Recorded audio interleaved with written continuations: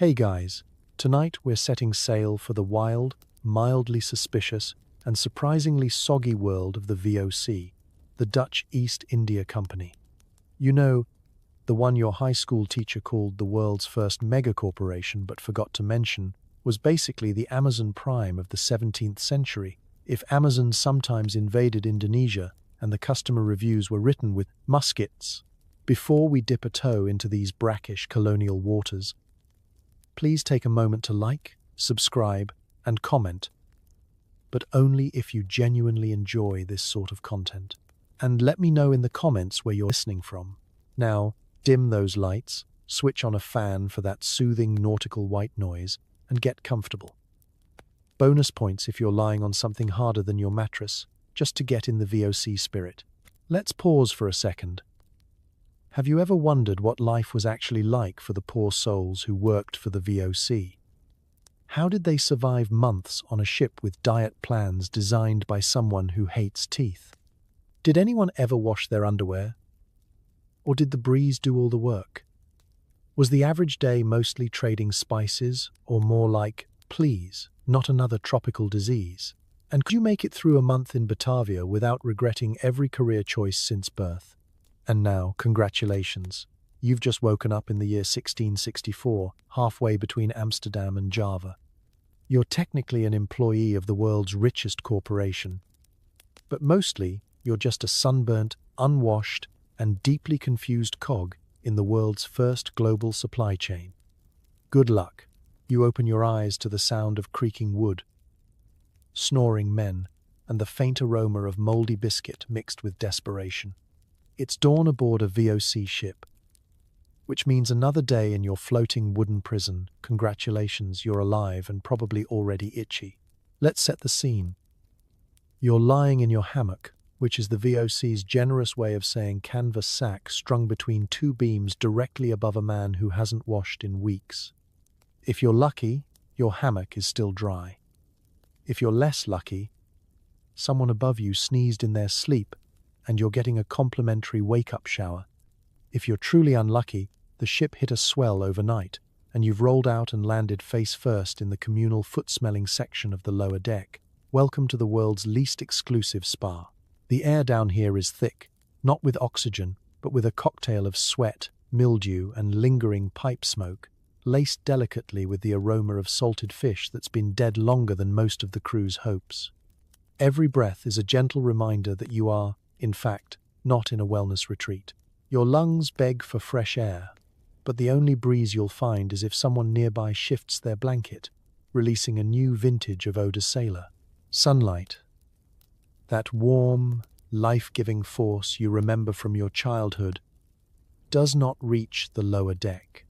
Instead, the only light comes from a handful of lanterns that throw more shadow than illumination, casting dramatic, haunted house vibes over a room full of grown men trying to scratch without making eye contact. If you're feeling optimistic, you can look at the beams above and pretend the groaning is the ship talking to you, rather than the sound of 1,000 loose nails reconsidering their life choices. Getting up is its own physical challenge. The hammocks sway with the rhythm of the ship, so you have to perform an awkward gymnastic maneuver to roll out without kneeing your neighbor or dumping yourself into a barrel of pickled turnips. There is no privacy. The entire process is public, your morning routine performed before an audience of similarly disheveled men. Forget about modesty. That concept was thrown overboard somewhere in the Bay of Biscay. Your first steps are sticky. That's not a metaphor. The deck has been washed, once, possibly during the reign of a previous monarch, and now boasts a unique combination of brine, tar, spilled beer, and whatever the ship's cat decided to contribute last night. You slip, you slide, and you pray you don't lose a toe. Your shoes, if you have any left, are just as confused as you are about the concept of waterproofing. The noise is a symphony. A few men muttering Dutch curses as they untangle themselves from hammocks, the crack of joints that haven't moved in hours, and the wet hacking cough that is the official morning greeting of the lower decks. Somewhere, a rooster crows, either a hallucination or someone's idea of a cruel joke. A rat scurries by with more confidence than you'll muster all week. Breakfast is a distant dream. Before you can think about food, you have to present yourself on deck for roll call, which is less about accountability and more about checking who hasn't died of dysentery in the night. You brush the straw out of your hair. Yes, the ship has straw, but don't ask where it came from, and join the parade of sallow faces blinking against the harsh dawn. And just as you're starting to feel human, a wave slaps the hull, tilting the world at an angle only a Dutch architect could love. You grab at a beam, curse the captain's sense of direction, and wonder if your entire life is now just a sequence of falling sideways and apologizing to people with scurvy. But hey, at least you woke up. You made it through another night without being rolled overboard by a snoring bunkmate or claimed by the world's angriest flea colony. Shipboard mornings are not glamorous, but they are, in their own way, the truest test of human resilience. If you can wake up, scratch yourself, and still find a reason to laugh, you're already winning at VOC life. And if not, well, there's always tomorrow. Same hammock, same smells, and the same desperate hope that someday, somehow, you'll see land and remember what a real sunrise looks like. Until then, the belly of the beast is your new address. Enjoy the view. You survived the night in your swinging hammock, dodged the bucket brigade, and somehow managed not to get trampled by a panicked goat on the lower deck. Congratulations! It's time for the most important meal of the day. Breakfast on a VOC ship. Lower your expectations accordingly. Breakfast is announced by the quartermaster's bellow, an invitation that sounds more like a threat.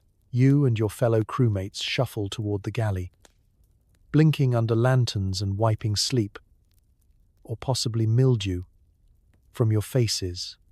If you're picturing fresh eggs, flaky pastries, or even a hint of something edible, I regret to inform you that you're about to meet the lowest common denominator of culinary ambition: salt meat, biscuit, and a side order of existential crisis.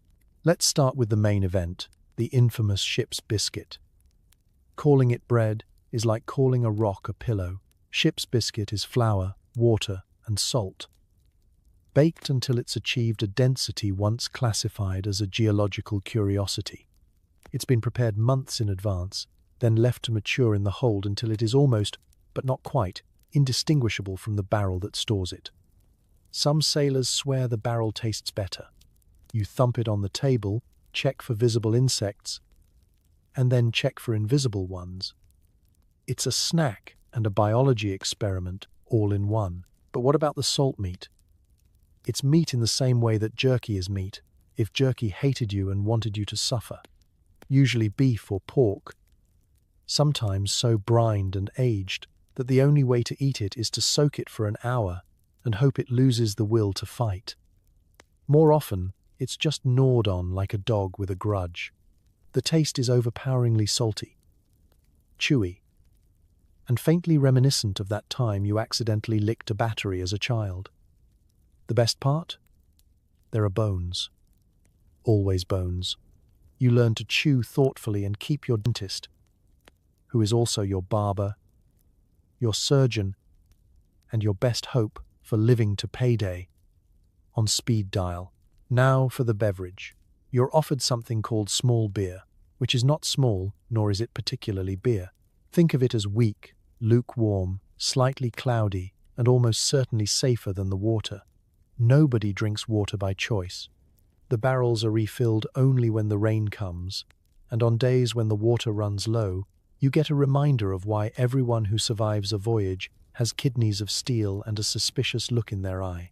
Eating breakfast is a group activity, which is to say, there is no privacy. You find a spot on the bench or squat on a crate, shoulder to shoulder with your equally unwashed colleagues. Conversation is limited. Most are busy calculating whether they'd rather eat the biscuit or their own boot. The old-timers pass down tips. Bang your biscuit to scare off the weevils. Protein is protein. And always sniff the meat before biting. You want it salty, not sour. Sometimes there are treats. a lump of cheese that is 1/3 actual cheese, 2/3 blue mold, or a dried pea pudding, which is less pudding and more mashed regret. The cook's only spice is hope and the occasional crushed peppercorn, strictly rationed and probably worth more than your wages. But what breakfast lacks in flavor, it makes up for in camaraderie. You watch, you listen, and you joke, because if you didn't, you'd weep into your biscuit. Jokes about the captain, rumors of rats in the flour, and stories of mythical breakfast feasts back in Amsterdam. Some days, someone finds a bug in their biscuit and raises it in toast to fresh meat. The laughter, brief and ragged, makes the meal bearable. You finish by scraping crumbs into a tin, rinsing your teeth with beer, and swearing you'll never take bread for granted again. On a VOC ship, breakfast isn't a luxury.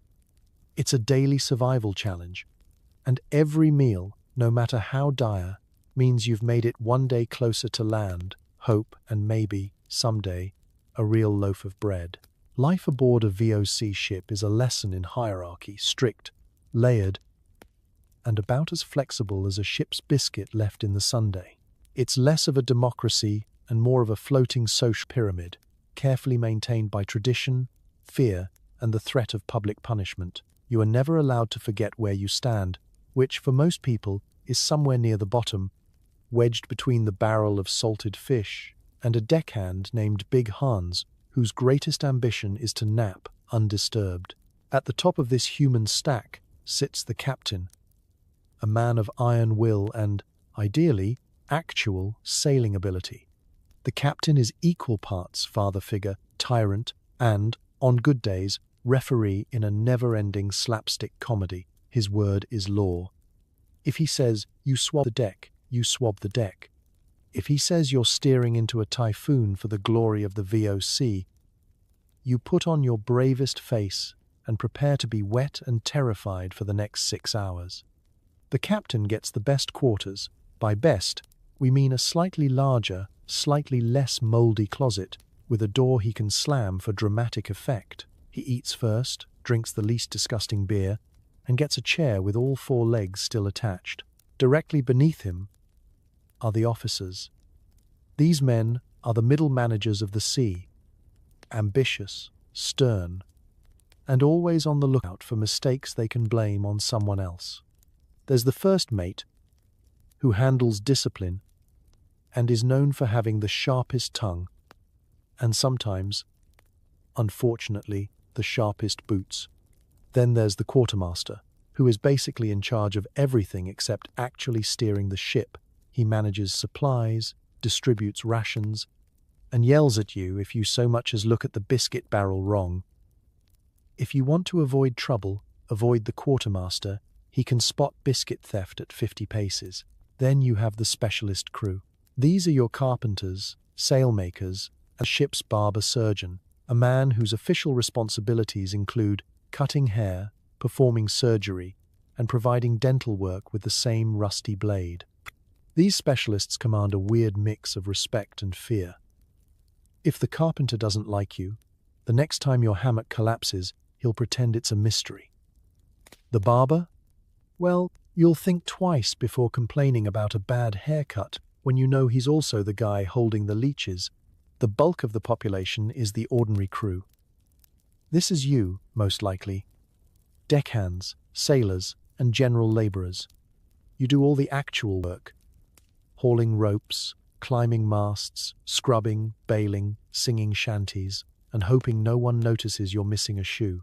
The only thing lower than you is the ship's boy, whose job is to fetch, carry, and be blamed for everything that goes wrong. There's a pecking order here, and it's enforced by tradition, brute strength, and the occasional creative insult. And finally, every ship has its cast of misfits. The man who insists he can predict the weather by staring at the cat, the cook who swears he once sailed with pirates, and, always, at least one guy who talks to rats. Nobody remembers hiring him. He's been there since the ship was built, probably, and he knows the name of every rat on board. Some say he's lucky. Others say he's cursed. But on a ship where half the food is missing and the other half is gnawed, it pays to be on good terms with the rodent whisperer. In practice, the ship's hierarchy is less about power and more about survival. You need the captain to steer. You need the cook to keep you alive. You need the guy who talks to rats to make sure your biscuit stays yours. It's a delicate balance. A floating society, held together by duty, shared misery, and the faint hope that someday you'll be the one giving orders. Until then, you keep your head down, follow orders, and try not to annoy anyone with more stripes or fewer scruples than you. Welcome to the VOC's grand experiment in nautical management, where everyone has a role, everyone has a grievance, and the rats? The rats are just waiting to take over. When it comes to hygiene aboard a VOC ship, the only standard is, don't get any dirtier than the guy next to you. Which, to be fair, is a challenge. By modern standards, you and your crewmates are less freshly showered and more petri dish in breeches. Your morning routine is a masterclass in creative neglect, assisted by the gentle encouragement of chronic shortages and a crew-wide agreement to never talk about smells. Start with the basics. There is no shower. The closest you'll get is standing in a downpour on the main deck, arms outstretched, pretending you're in a Dutch version of Singing in the Rain, while the first mate yells at you for tracking mud back onto the planks. If you want to wash, you have two choices: a bucket of icy seawater or the leftover dregs in the washing barrel. The seawater is always available. Just heave a bucket over the side and hope you don't also catch a jellyfish. The barrel, on the other hand, is a legendary soup of soap flakes, half-dissolved salt, and a surprising number of floating hairs. By the time it's your turn, it smells like defeat and athlete's foot. For most, bathing means dabbing at your armpits with a rag, then wiping it on the nearest rope. It's the kind of cleaning that leaves you feeling refreshed for about 3 minutes, until the next man repeats the process with the same rag, but less conviction. Your face, hands, and occasionally your feet get the most attention, mainly because those are the bits that get noticed by officers and potential love interests. Red, nobody. Everything else is a spring cleaning project, reserved for the rarest of rainstorms or the even rarer day off. Soap is technically issued, but good luck finding any. It's been traded, lost, or melted into the cracks in the deck. Some sailors hoard their soap, carving off tiny pieces and using it as makeshift currency. You want an extra spoonful of grog? That'll cost you half a bar. Need the carpenter to patch your leaking hammock? Offer up a precious soap sliver, and he'll throw in a smile maybe. The value of soap increases directly in proportion to the crew's collective stink. Teeth brushing is a game of optimism. The standard equipment is a chew stick, just a splintered twig, frayed at the end and gnawed until it's slightly less pointy. If you're lucky, someone brought actual tooth powder from home. If not, it's a matter of spit, elbow grease, and prayer. The real dental work is handled by the ship's barber, who is quick to recommend a tooth pulling for anything from a mild ache to a complaint about your breath. It's preventive medicine, 17th century style. Clothing gets even rougher treatment. You have 1, maybe 2 shirts and a pair of trousers, and you wear them until they reach the self-aware stage. Laundry day is an event, usually spurred on by an infestation of lice or a friendly outbreak of rash. You wash your clothes in salt water, which removes some of the sweat but replaces it with the kind of crispiness usually reserved for potato chips. You hang everything on the rigging, hoping the sun and wind will do what soap cannot: scare away the smell. Of course, there are always those who simply give up. Their hair forms its own ecosystem, their socks achieve structural rigidity, and you can track their progress by the visible trail of alarmed flies. Yet nobody judges too harshly. In the world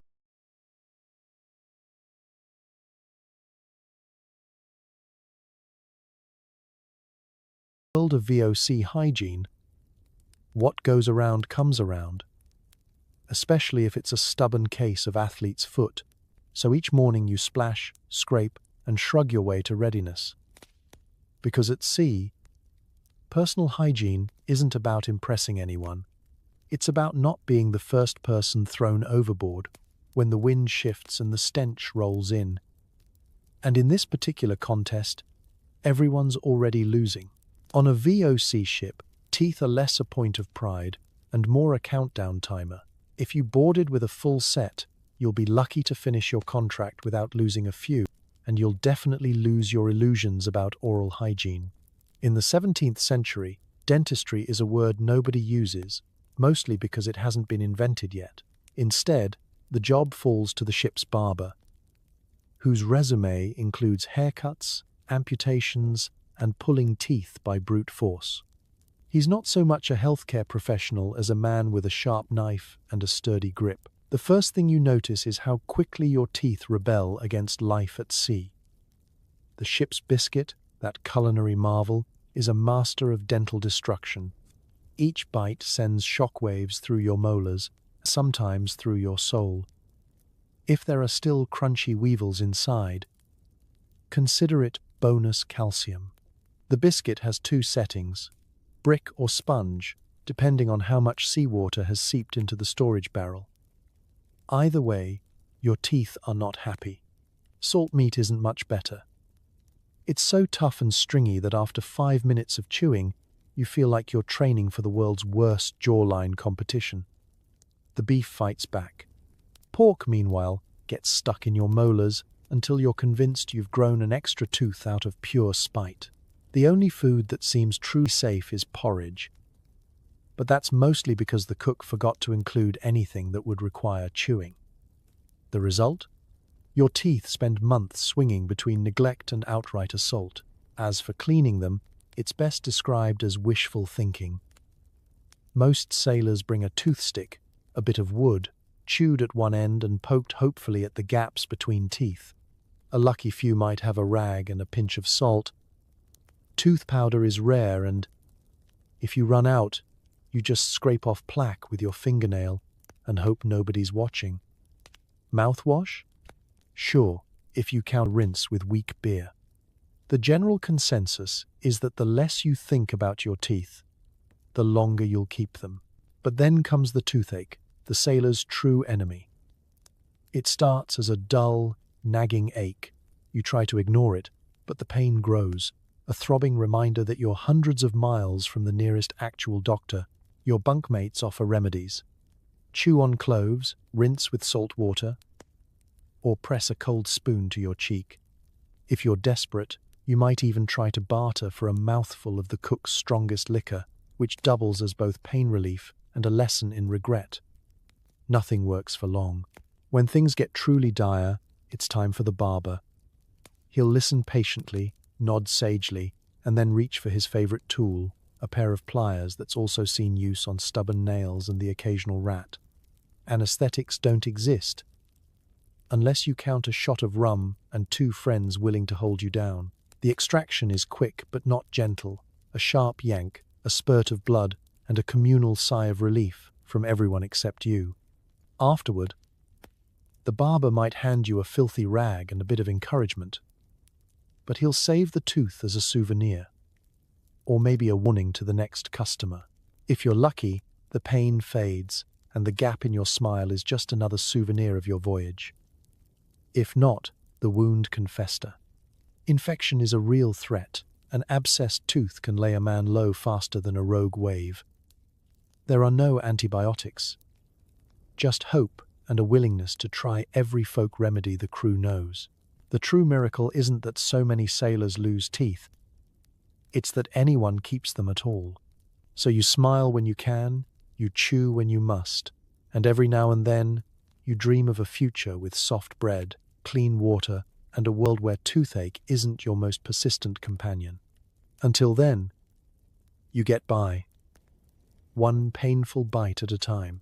You'd think, given the VOC's ambition to control half the world's trade, that someone would have figured out how to get from Amsterdam to Batavia without taking a wrong turn at Madagascar. But no, the art of navigation in the 17th century is equal parts science, guesswork, and desperate prayer. Your fate is determined by a handful of maps, some brass instruments, and whether the navigator had enough beer to steady his hand, but not so much that he starts charting a course to Brazil by mistake. Let's talk about the tools. The captain and his trusted officers will occasionally gather on the quarterdeck and peer at a map the size of a small bedsheet. These maps are hand-drawn, lovingly inaccurate, and filled with more sea monsters than actual islands.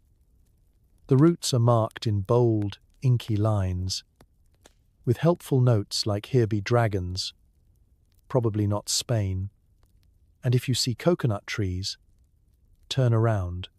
The maps smell of mildew, old ink, and existential dread. The next weapon in the navigation arsenal is the compass, a fine device, if it's working. Sometimes the needle sticks, sometimes it points at the cook's earring, and sometimes the whole thing goes missing for days, only to be found being used as a makeshift marble set by the ship's boy. If you want to know which way is north, you look at the compass, squint suspiciously, and then check if the sun is rising where it's supposed to. Stars are the true guide of every sailor, assuming the clouds ever part. At night, the first mate pretends to recognize various constellations, all while the rest of the crew nods in solemn agreement and quietly admit they can only find the Big Dipper because it looks like a ladle. On cloudy nights, the only thing you can see is your own breath and the terrified glances of your fellow travelers. Navigation, at its core, is a daily lesson in optimism and selective memory. The most reliable timekeeper on board is the sand glass, flipped on the hour by a boy who can't count past 12. When the hourglass is empty, he flips it again, sometimes with a flourish, as if time itself might be impressed. The officers use a log line, a knotted rope thrown overboard, to measure speed, counting knots as they slip by. It's a process that is equal parts arithmetic, and let's just round up. All this data is entered into the ship's logbook, which is either a detailed record or, more likely, a running commentary on which crew member fell overboard this week. Of course, nothing ever goes as planned. The winds change without warning. The currents drag you off course, sometimes for days, while everyone pretends it was on purpose. The captain blames the stars. The navigator blames the map. The crew blames the navigator, the map, the captain, the weather, and the fact that the biscuits are now growing something green. It's democracy by muttered complaint. The daily routine of steering the ship is made all the more challenging by heat and exhaustion.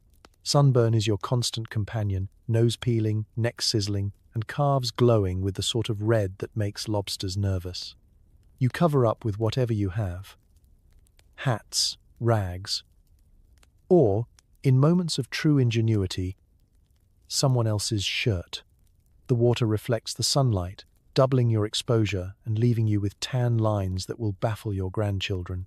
Occasionally, after weeks of drifting and arguing, a cry goes up, "Land ho!" Everyone rushes to the rail, only to realize it's a cloud, a whale, or the ship's cook waving a particularly large cabbage. Hope springs eternal, but mostly you're lost, drunk on weak beer, and praying you're not about to discover Australia 3 centuries early. Still, you sail on.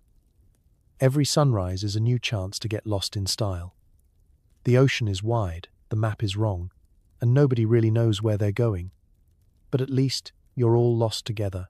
One thing they never mentioned in the VOC recruitment pitch: sailing halfway across the world means you'll meet every possible weather pattern, and most of them will try to kill you. The only consistent forecast? Unpleasant, with a strong chance of regret. You signed up for adventure and trade. What you got was an all-inclusive masterclass in surviving wind, water, and your own bad decisions. If you thought the rain in Amsterdam was rough, just wait until the sky forgets to hold back. It always starts the same way, a faint, nervous energy buzzing through the ship. Old sailors squint at the horizon and start muttering about air pressure, seagulls, and the color of the sunset. The more they whisper, the less you sleep. Then the wind picks up, and suddenly the calm blue world turns black and bruised. The first mate starts yelling orders no one understands. The captain stands stoically in his best coat, just for morale, and the ship begins to groan in ways that suggest the wood has reconsidered its life choices. The first drops of rain are almost refreshing. You think, maybe it's just a squall. This is the same optimism that leads you to bite into a ship's biscuit before checking it for worms. The rain quickly escalates to a horizontal assault, pelting you with drops so hard you begin to wonder if you owe the weather money. Visibility drops. Your wool clothes, which already felt like a damp hug, transform into waterlogged torture devices. The deck becomes a skating rink for the brave and the soon-to-be injured. Now comes the fun part, waves. You never really understand how tall a wave can be until one is staring you in the face, blocking out the sky and your will to live. The ship pitches and rolls, throwing everything and everyone not tied down across the deck. Barrels break loose and play a rousing game of crush the deckhand. You clutch the nearest rope and pray it's not the one holding up the mainsail. One wrong move, and you're either tangled like a particularly sad marionette or swept off your feet. Earning a first-hand tour of the gunwale, lightning splits the sky, thunder rattles your bones, and somewhere the cook tries to secure the soup pot before it becomes a weapon of mass destruction. There's a saying on board: when the sea's angry, the soup bites back. You've never seen so many grown men cling to each other, wailing apologies for things they haven't done yet. Then there's the bailing. When the ship starts taking on water, the call goes out for every able hand. No rank, no excuses. Buckets are passed, lines form, and you scoop, toss, and repeat, hoping you're throwing water out faster than it's coming in. At some point, you realize you're just as wet inside the ship as out. You start to envy fish for their adaptability. Storms test more than the hull. They test morale.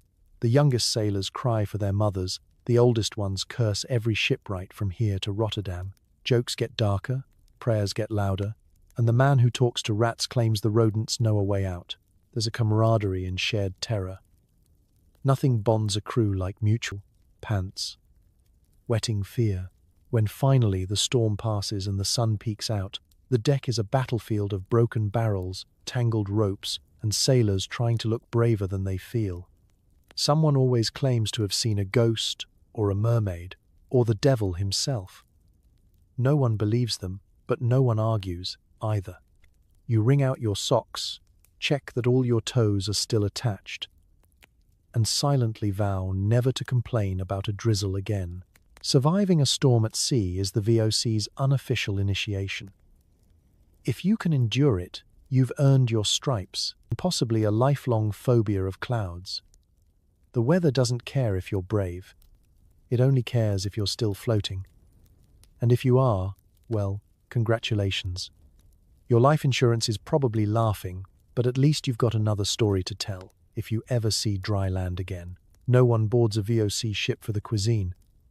But even the most optimistic sailor starts to miss home-cooked meals when the rations begin to dwindle. You may have survived on ship's biscuit and salt beef so far, but once the food barrels run low, a new culinary adventure awaits. The unplanned switch to a diet of desperation and bonus protein that crawls, wriggles, and occasionally waves back. It starts innocently enough. The cook announces that supplies are tight, which is code for the good stuff is gone, and the rest is plotting a revolt. Breakfast now means a smaller biscuit. Lunch is half a ration of salted fish, if it can still be identified as fish. And dinner? Let's just say the soup gets thinner each day, and no one asks what's floating in it. You quickly discover that Weevil isn't a joke. Ship's biscuits, left to marinate in the warm, damp hold, become five-star resorts for bugs. You break open your morning biscuit, and voila! A small flurry of weevils emerges, blinking in the lantern light. Some sailors flick them away with casual indifference. Others squint, shrug, and eat the biscuit anyway. Protein is protein. You tell yourself it's extra crunch, and after a while, you stop caring. It's either this or starvation. Salt meat transforms too. What was once just impossibly tough now comes in new and alarming shades of green and blue. If you're lucky, you find a patch that's still edible. If not, you cut away the mystery bits and hope for the best. There's a certain camaraderie in sharing stories of the worst bite you survived. Like the time the quartermaster found a bonus tail in the beef, or when the ship's boy chewed on something that bit back. Of course, every meal is flavored by the knowledge that there's no resupply until landfall. You count barrels and days, trading rumors about what's left. The galley becomes a theater of creative despair. Dried peas get mashed into mush, vinegar is passed off as a sauce, and the one remaining onion is guarded like a royal heir. A lucky day means a spoonful of pickled cabbage. A bad day is soup of hot water and hope. You dream of apples and fresh bread, but you wake up to another bowl of nothing. Some crew members get inventive. Fish hooks are snuck on deck, lines dangled overboard in the hope of catching something, anything, that might be edible. If someone lands a fish, it's cause for celebration, or at least a break from the monotony. Once, a gull is caught and stewed, and the story is retold for months. Tasted like victory and boots. Desperate men start eyeing the rats with new interest, though catching one is trickier than it looks, and the man who talks to them doesn't appreciate the attention. It's not just about hunger, it's about morale. Food becomes currency, bargaining chip, and status symbol. The carpenter might trade a patch job for a sliver of cheese. The first mate might look the other way if you bribe him with the last of your dried fruit. Rivalries flare, alliances shift, and everyone counts crumbs. The officers, of course, get the best of what's left. You get whatever didn't crawl away fast enough. But hunger does something remarkable. It binds you to the others. The crew, united in shared discomfort, finds humor in disaster. You make up songs about maggot stew, hold contests to see who can swallow a bug without flinching, and toast each other with mugs of vitamin G. That's G for gruel. The laughter helps, even if the meals don't. By the time the lookout shouts "land ho!" you barely remember what real food tastes like. But you do remember the jokes, the stories, and the day you stopped flicking weevils out of your biscuit and started inviting them in. Survival isn't just about what you eat, it's about what you can laugh about later. On a VOC ship, hunger builds character and occasionally extra protein. You survived the weevils at breakfast and the salt beef at lunch. But now comes the part of the day every VOC sailor dreads. Bedtime. Or, as it's more accurately known, the nightly struggle for personal space, limited airflow, and a couple hours of unconsciousness in conditions that redefine the phrase "roughing it." Welcome to the sleeping quarters, where comfort goes to die and dreams are mostly about beds that don't creak or crawl. Picture the ship's lower deck, low ceilings, narrow aisles, and so many hammocks strung up that the whole scene looks like a spider convention after a hard night out. Each hammock is about 2 hand widths apart. Just enough space to guarantee you'll accidentally elbow your neighbor whenever you roll over. The air is thick, heavy with the scents of sweat, mildew, tar, and feet. Your only real ventilation comes from the occasional hatch cracked open above, which does little more than let in more sea air and, sometimes, a helpful spray of rain. Finding your hammock is an adventure. The ship rocks constantly, so you need the balance of a tightrope walker to get in without flipping yourself onto the man below you. If you're new, you quickly learn that every move is a potential disaster. If you're lucky, you get a spot in the middle, away from leaky hatches and the hull, where water and cold seep in at night. The unlucky ones get what's called hot bunking, rotating through the same hammock as the shift changes, meaning you get to sleep in a bed that's still warm and damp from its previous occupant. It's the 17th century version of a hotel hot tub, and just as appealing. There's no such thing as privacy. Sailors snore, mumble, and occasionally sleepwalk. Someone is always scratching, adjusting, or singing themselves to sleep with shanties that sound suspiciously like crying. You hear every cough, every groan, and every rat scampering along the beams above. Forget about changing into sleepwear. Whatever you wore today is what you'll wear tonight. Undressing is for people with spare clothes and optimism. Bedding is a luxury. The standard issue hammock is a rectangle of coarse canvas tied up with fraying rope. If you're an officer, you might have a slightly larger hammock and a blanket that doesn't bite back. The rest of the crew improvises. Jackets for pillows, boots for weights, and, if you're truly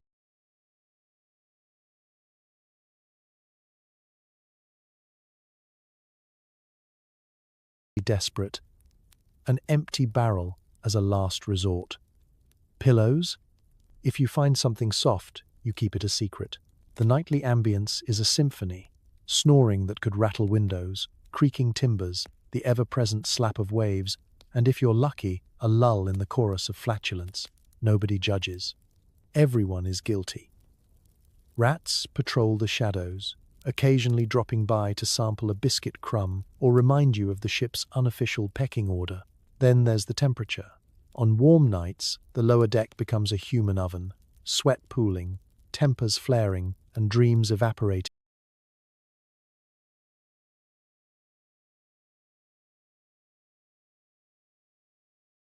in a haze of body heat.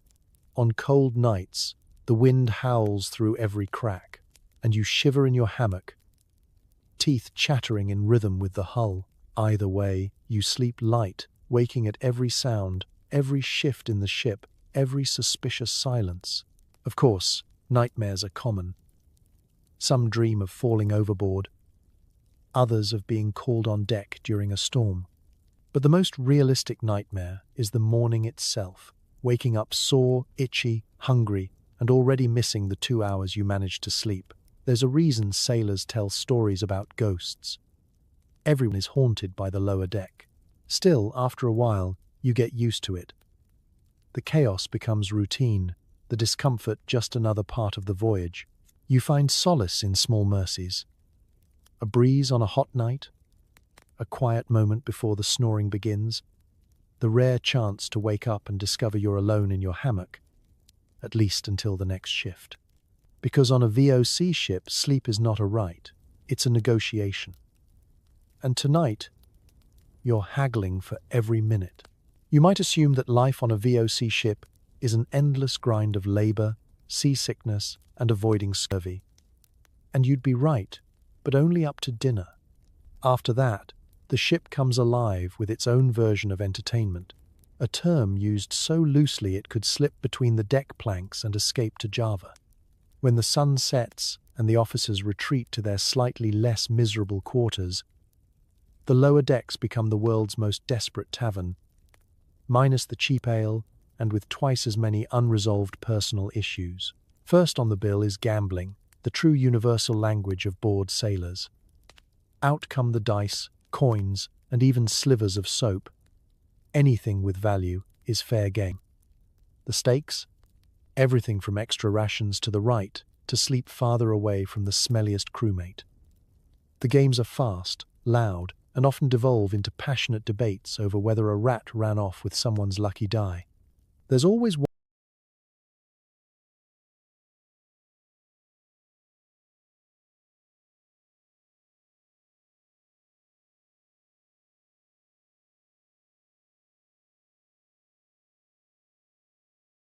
one veteran who claims to have a system, and always one ship's boy who somehow wins everything and immediately loses it again. Cheating is both discouraged and expected. If you get caught, you owe the winner an apology and the loser a chore, or, if tempers run high, a black eye. Not into dice? No problem. Fistfights are the next most popular pastime. Life on board is stressful, cramped, and marinated in sweat. Add a little bad luck at the gaming table, and suddenly 2 grown men are wrestling on the deck over who finished the last of the dried peas. The ring is any open space, and the audience is everyone not currently sleeping, eating, or hiding from the quartermaster. Most fights are quick, more shouting and flailing than actual harm. The barber keeps a bucket of cold seawater ready, just in case. The unwritten rule: you shake hands when it's over, or at least stop bleeding on the bedding. Fights provide relief, release, and an excellent excuse to avoid chores. Music is a rare but welcome distraction. Someone always brings a battered fiddle, pipe, or drum. And for a few moments, the ship feels less like a prison and more like a drunken, floating carnival.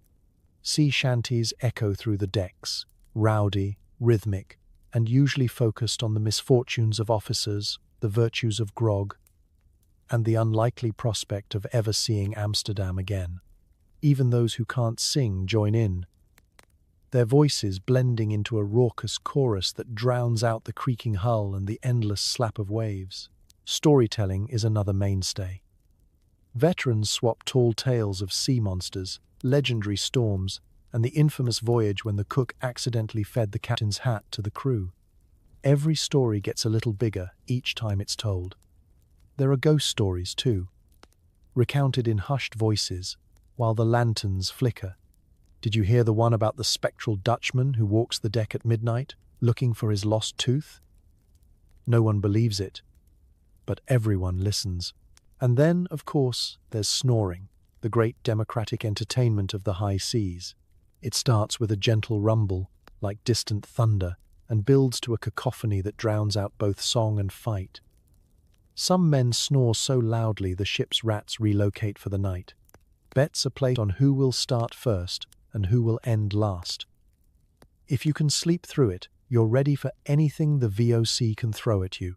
For those who can't find solace in games, brawls, or song, there's always watching the stars, listening to the water, or simply sitting in quiet conversation with a bunkmate, sharing hopes for the future or laughing about today's disasters. Entertainment on a VOC ship isn't glamorous. It's loud, chaotic, and occasionally bloody, but it's the glue that holds a weary, seasick, half-starved crew together. And on nights when the sea is calm and the laughter drowns out the misery, you almost forget you're thousands of miles from home. If only until the next round of snoring begins. Every VOC sailor learns fast. The real enemy isn't the ocean or the storms, it's the constant, creeping parade of coughs, spots, boils, and mystery aches marching through the lower deck. If you're not coughing, you're probably new. If you're not scratching, you're a liar. Illness isn't an exception on the ship, it's the baseline. This is healthcare in the age of discovery. Communal, creative, and always just one sneeze away from disaster. The soundtrack of the lower deck is the hack and wheeze of men slowly losing their battle against every disease the 17th century has to offer. Someone's coughing up a lung, someone else is blowing their nose on a sleeve, and the barber is lurking with a bucket of leeches, hoping for business. If someone seems healthy, it's only because their symptoms haven't kicked in yet. The biggest villain is scurvy, that infamous terror of the high seas. Scurvy starts subtle. Bleeding gums, aching limbs, mood swings. But soon enough, sailors' teeth loosen, wounds refuse to heal, and even the smallest task feels like trying to row the ship with a spoon. Fresh fruit could fix it, but the only oranges on board are in the cook's imagination, and the lemon ration ran out somewhere off the coast of Africa. The solution? Drink more vinegar and hope for the best. It doesn't help, but it keeps morale tangy. If it's not scurvy, it's dysentery, or the bloody flux, as it's fondly known. This cheerful ailment turns every bucket into a hazard zone and every sailor into a cautious optimist. The rule: always check before you sit.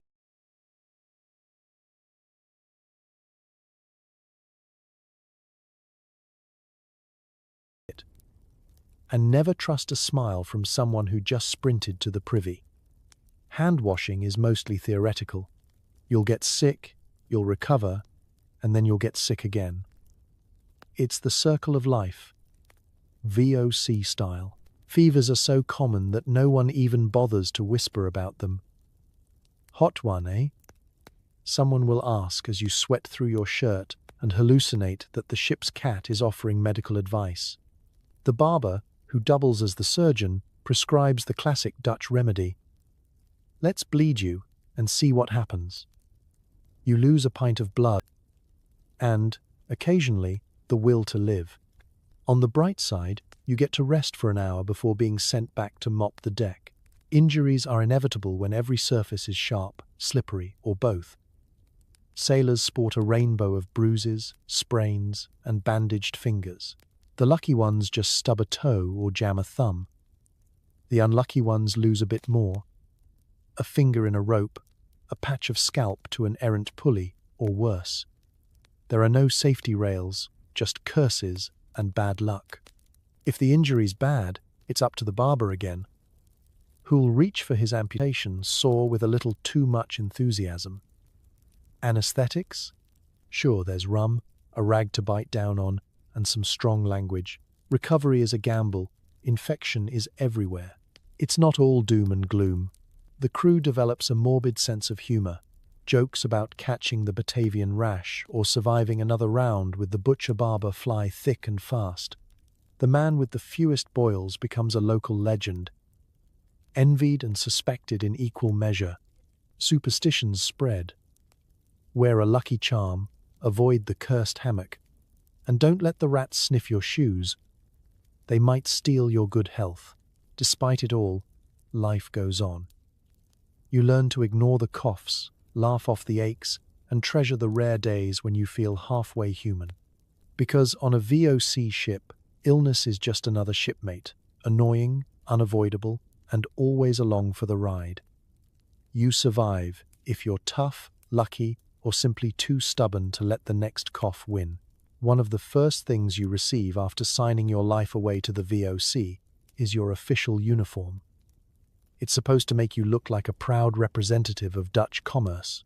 In reality, it's a punishment masquerading as professional attire. The VOC uniform is an exercise in discomfort, built for a climate that exists only in the imagination of a Dutch quartermaster who has never seen the tropics and assumes wool is universally appropriate. Let's break down the ensemble. At the heart is the sturdy wool doublet, a thick, buttoned jacket designed to trap warmth with all the subtlety of a brick oven. You'll also be issued woolen breeches, a linen undershirt, which you'll cherish for its rare breathability, long wool stockings, and a pair of shoes that seem engineered for rapid blister production. For extra flair, there's the wide-brimmed VOC hat, great for keeping off the sun, less effective at hiding the fact that you're slowly marinating in your own sweat. The color palette? A cheerful array of dirt-resistant brown, mud-concealing grey. And it used to be blue. After a week at sea, everything fades to the same uniform shade, shipboard taupe. No matter how careful you are, the salty sea air and endless sunshine work together to bleach, stain, and generally ruin your best and only outfit within days.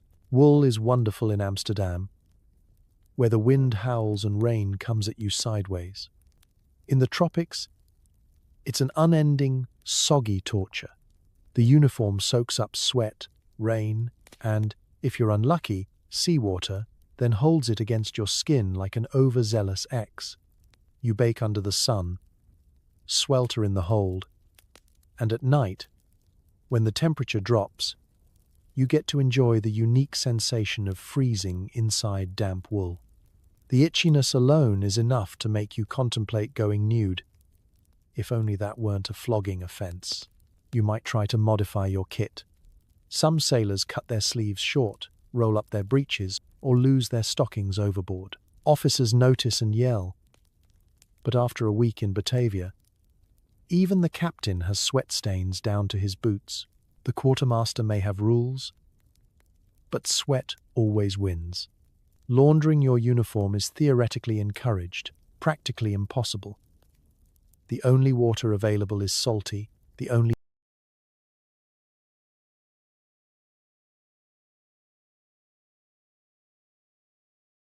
soap is a rumor, and the only place to dry your clothes is on the rigging, where they're equally likely to be stolen by a desperate crewmate or blown overboard in a sudden squall. After a few weeks, you and your uniform have a relationship best described as adversarial cohabitation. The shoes deserve their own complaint. Made of stiff, barely treated leather, they require a break-in period longer than most contracts. The soles are thin enough to let you feel every splinter and pebble, yet thick enough to guarantee you'll never outrun a rat. When the shoes fall apart, and they will, you improvise with scraps, rags, or just toughen up your feet and hope for the best. There's also the matter of headgear. The iconic wide-brimmed hat is almost stylish, if you squint. It keeps some sun off your nose, doubles as a makeshift bowl in a pinch, and, on rough nights, can be curled into a half-decent pillow. The downside: it blows away at the faintest breeze, and chasing it across the deck is a popular spectator sport. Despite the hardship, the uniform has its moments. On cold mornings, you're grateful for the extra layers. When you finally reach port, it marks you out as VOC, a badge of pride, misery, and shared suffering. You and your uniform endure together, one sweat-soaked, salt-stained, threadbare day at a time. If you ever get home, you'll never look at wool the same way again, because on a VOC ship, the uniform is more than clothing. It's a challenge, a badge, and sometimes an excuse for why you smell like both a barn and a swamp at the same time. Wear it with pride. Or at least, wear it until it walks off on its own. After weeks, maybe months, rocking on the endless blue, smelling like a blend of despair, mildew, and salted protein, someone finally shouts the two words every VOC sailor dreams of: land ho. The ship erupts. Faces press to the railings, hearts pound, and even the rats take a break from gnawing the biscuit supply to enjoy the view. You've survived the storms, the weevils, the fights, and the snoring. Now you're about to discover what exotic actually means. From a distance, landfall looks like paradise. Swaying palms, sunlit beaches, and green so vivid it makes your old Dutch countryside memories seem washed out and soggy. The air is thick and warm, scented with unfamiliar flowers, wood smoke, and, if you squint, something distinctly spicy. But as the ship draws closer, the illusion peels away. The white sand beach is mostly mud. The gentle waves carry the occasional floating coconut or dead fish, and the palm trees are already home to more mosquitoes than people. Disembarkation is less of a triumphant arrival and more like being shaken out of a giant salt shaker. The gangplank wobbles. Your legs forget how to work on solid ground, and you lurch down onto the dock with all the grace of a newborn goat. Locals watch with polite amusement as you and your shipmates stagger around, clutching at barrels and marveling at the absence of creaking wood beneath your feet. Someone immediately manages to fall in the harbor. You pretend not to know him. The first breath of air off the ship is a revelation, and also a warning. Gone is the stale, recycled stench of 200 men in wool. Now you're hit with the sharp tang of mud, salt, tropical rot, and livestock. There are new noises too: birds shrieking, monkeys chattering, the distant calls of vendors, and your own stomach, reminding you that whatever food you find here can't be worse than shipboard rations. At least, that's the hope. The colors are dazzling, so many greens, reds, and yellows. You wonder if you've landed inside a painter's fever dream. You see locals in bright, airy clothes, calmly ignoring your ragged, sweat-stained uniform and the odor that announces your arrival 5 steps ahead. Some smile, others stare. Everyone seems more at ease with the heat than you are. Within 10 minutes, you're sweating through your clothes in a way that makes you nostalgic for Amsterdam's foggy drizzle. The orders are simple: unload the ship, secure the cargo, and don't embarrass the company. The officers much about barking instructions, but it's hard to focus when every plant looks like it might be poisonous and every insect twice as determined. If you have to work near the jungle's edge, you'll meet new friends: mosquitoes with ambitions, ants with tempers, and a lizard so large you briefly consider negotiating for your life. Food is the next surprise. Spices waft through the market: pepper, clove, nutmeg, and things you can't identify but will later try, and regret. You watch, fascinated and slightly horrified, as locals prepare meals using methods that seem part magic, part dare. You recognize rice. But after that, it's a blur of ingredients that don't come with a Dutch translation. Bravely, you try a sample. It's delicious, and then your mouth bursts into flame, your eyes water, and you spend 10 minutes pretending you always wanted to sweat out of your eyelids. Not everything is new in a good way. You're introduced to the local latrine situation, and suddenly the ship's bucket doesn't seem so bad. Animals roam freely, goats on the dock, chickens underfoot, the occasional cow looking at you like it's judging your life choices. Still, for all its chaos and confusion, landfall is a relief. You survived the ocean's worst.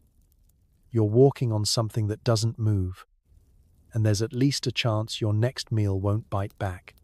Exotic might not always be comfortable, but after so long at sea, discomfort has become your native language. Welcome to land. Now try not to get sunburned in the first hour. The official reason you've sailed halfway around the globe, survived storms, weevils, and mysterious rashes, isn't for glory or even for the adventure. It's for spices, those little nuggets of flavor that can turn a bland Dutch stew into something that almost tastes like food. The VOC doesn't build empires for fun.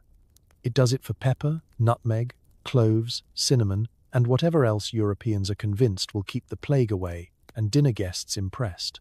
Welcome to the world of early capitalism. Global trade, local misery. Trading spices isn't as glamorous as the company pamphlets promised. There's no velvet pouch of gold, no grateful sultan shaking your hand, and absolutely no reward for honesty.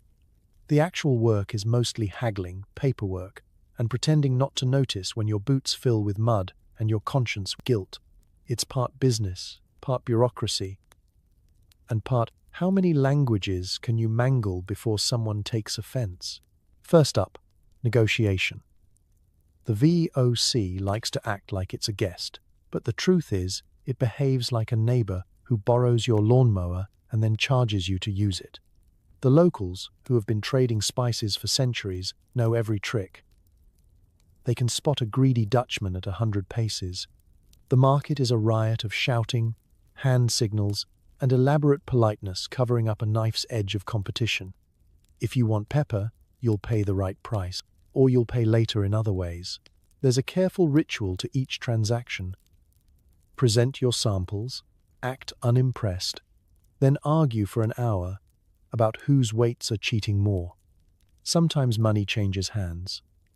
More often, it's goods for goods, iron tools, cloth, beads, or, when things get tense, a little gunpowder. The VOC insists on contracts, receipts, and proper signatures. The locals insist on getting paid. Somewhere in the middle, an entire forest of paperwork sprouts, each page stamped, signed, and destined to be ignored by the first supervisor who loses a shipment. Corruption is everywhere. Middlemen skim off the top, officers forget to declare a few barrels, and if you're caught with extra nutmeg in your sock, you'll be fined, flogged, or promoted, depending on who notices. Smuggling is so common it's practically a job description. The line between trader and pirate blurs faster than you can say corporate ethics. Sometimes, negotiations get less friendly. The VOC didn't become the world's most profitable corporation by playing fair. If a village resists, there are threats.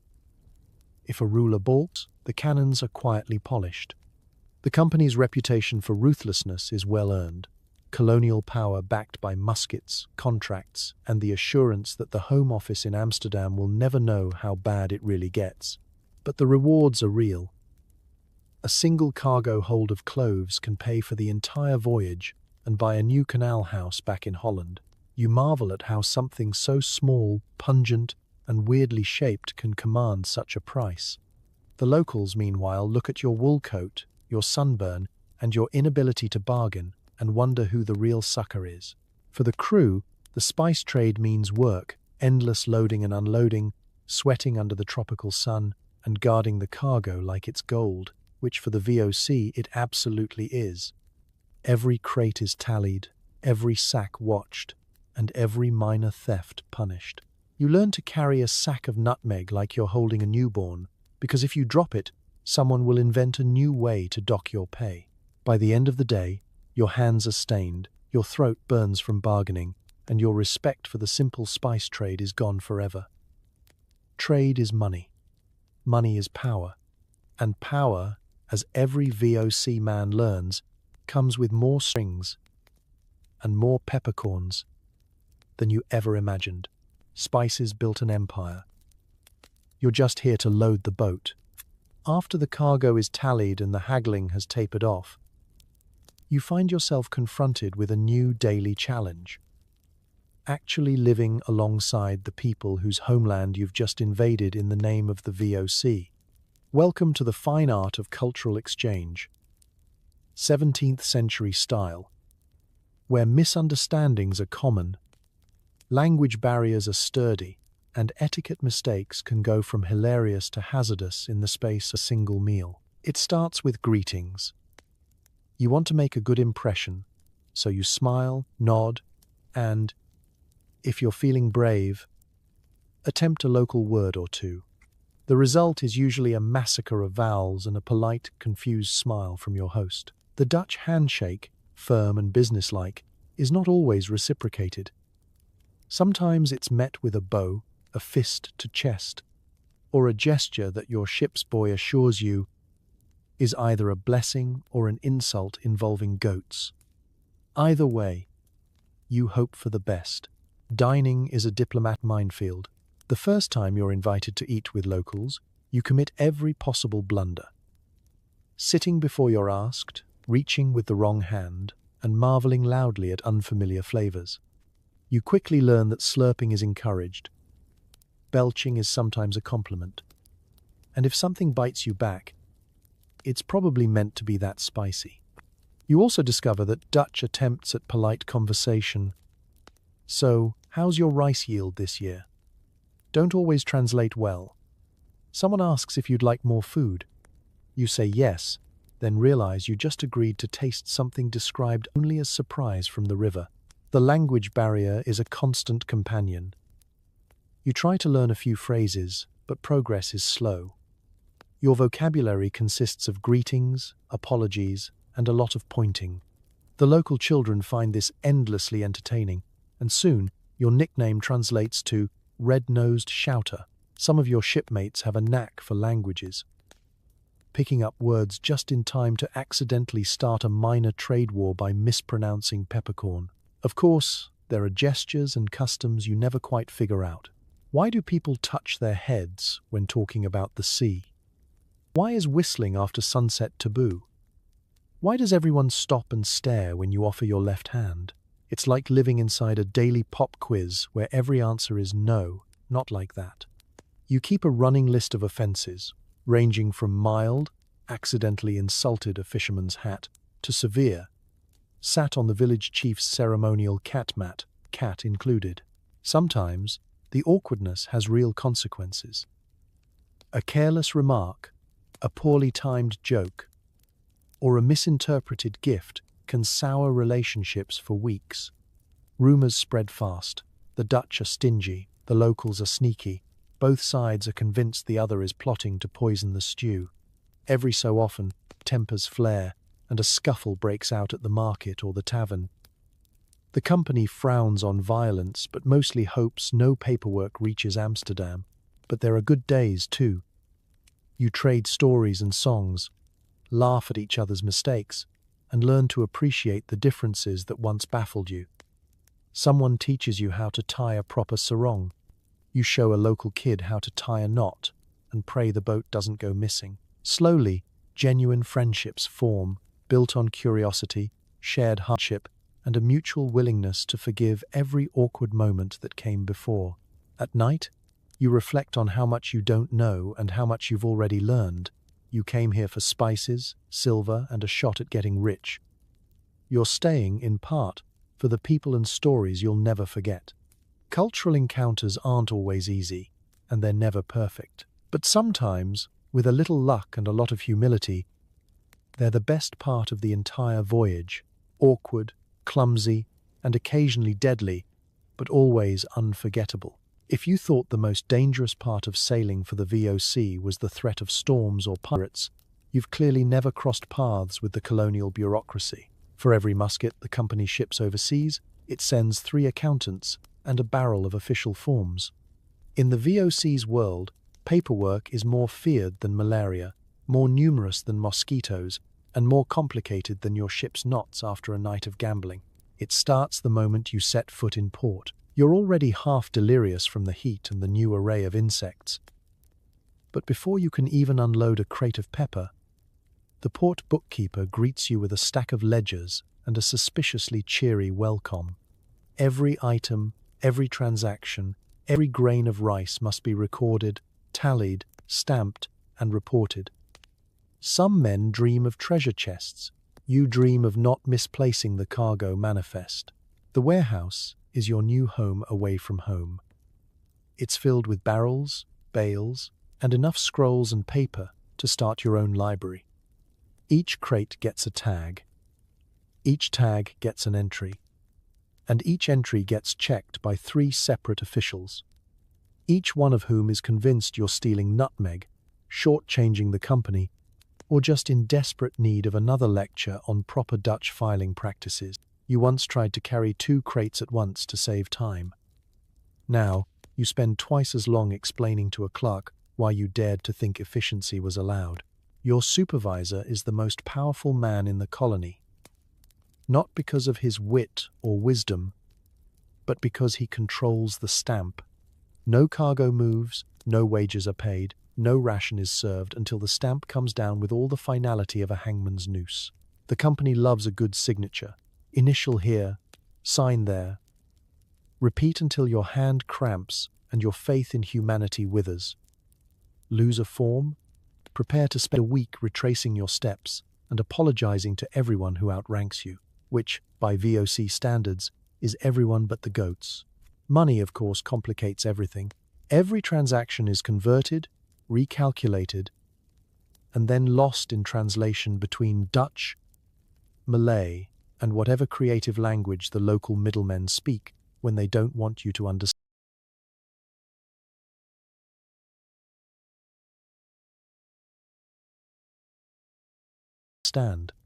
The exchange rate changes depending on who's asking.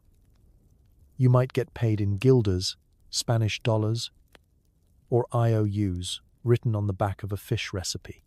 Good luck explaining any of this to your wife back home, who just wants to know when she'll finally see her share of the easy company riches. The rules? They're always changing. One day, you're told to inventory every peppercorn. The next, you're reassured that a rough estimate is fine, right before an auditor arrives demanding to know exactly how many cloves were shipped out last Tuesday. Some officials thrive on the chaos. Others break under the weight of their own paperwork avalanche. For the ordinary sailor, it's a game of survival. Stay organized, stay invisible, and always know where your receipts are, especially if the wind picks up and the office windows are open. There's a rumor that somewhere in Batavia, there's a warehouse filled with nothing but lost forms, unsigned contracts, and forgotten reports. Some say if you listen at night, you can hear the ghosts of overworked clerks weeping into their inkpots. And don't forget, all this happens while the officers and merchants are out there making deals, eating spicy food, and occasionally defending the colony from real threats. You, on the other hand, are busy ensuring the company's records are neat, the paperwork is double-checked, and the right person gets blamed for any missing nutmeg. By the end of the day, your head is spinning from numbers, your hands stained with ink, and your soul a little lighter, mostly from all the signatures you've left behind.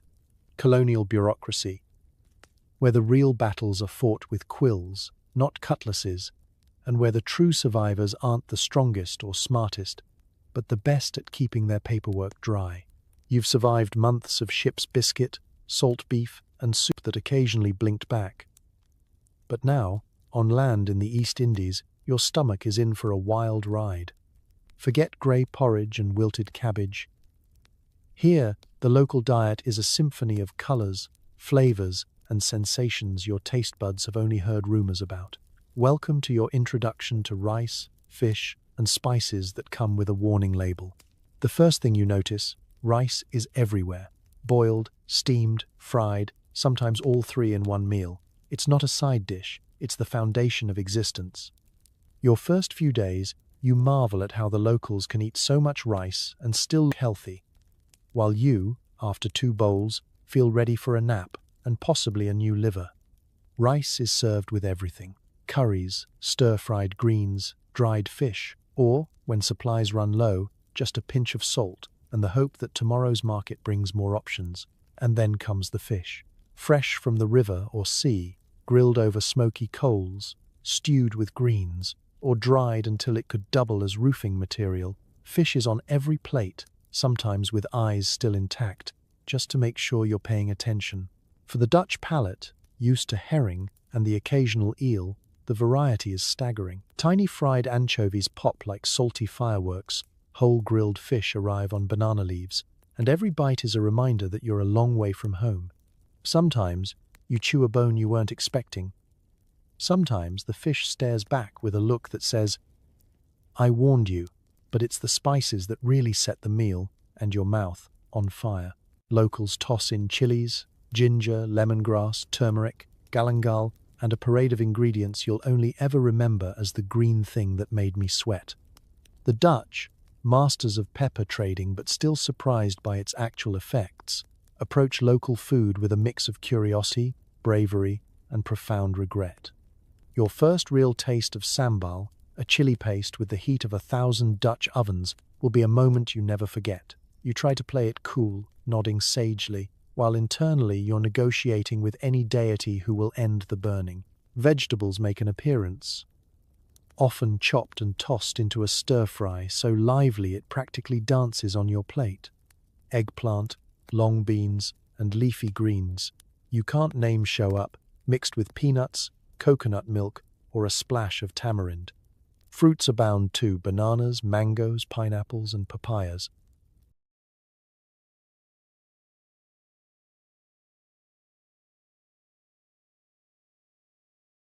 Each one juicier and stranger than anything back home. You bite into a mango expecting an apple and wind up with sticky hands, a delighted grin, and the knowledge that you'll be sticky for the rest of the day. Of course, there are some culinary curveballs. Fermented fish paste lurks in sauces, and the distinctive aroma lets you know you're not in Holland anymore.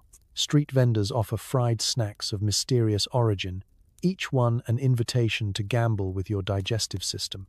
Some things are delicious, others are educational, and a few should come with a warning and a priest. Still, after a week, you find yourself craving the heat, the tang, the complexity. You trade your fellow Dutchman for a place at the locals' fire, eager for another lesson in flavor. Your body adjusts eventually, and you start to understand the balance of sweet, sour, spicy, and savory that makes each meal memorable. The local diet isn't just sustenance, it's an initiation, a test, and a reward for surviving the journey. And as you spoon rice onto your plate, squeeze a lime over grilled fish, and brace for the next chili-induced vision quest, you realize you'll never look at boiled potatoes the same way again. Here, food doesn't just feed you, it fights back. And if you're lucky, you learn to love the battle. So, you've survived storms at sea, VOC rations, and your fellow crewmates snoring. Congratulations! Now it's time for your next life-threatening challenge, stepping off the beaten path and into the jungle. You may have come to the East Indies for spices, but you're about to learn the real cost, paid in sweat, stings, and the nagging suspicion that everything around you is plotting your demise. The first thing you notice is the heat. It's not just hot, it's the kind of muggy, suffocating air that wraps around you like a wool blanket soaked in soup. One step into the foliage, and your uniform is already clinging to you in places you'd rather not discuss. The air buzzes with life. Birds squawk, monkeys chatter, and somewhere, always, something is rustling ominously in the undergrowth. Mosquitoes are your constant companions. Forget the little annoyances back home.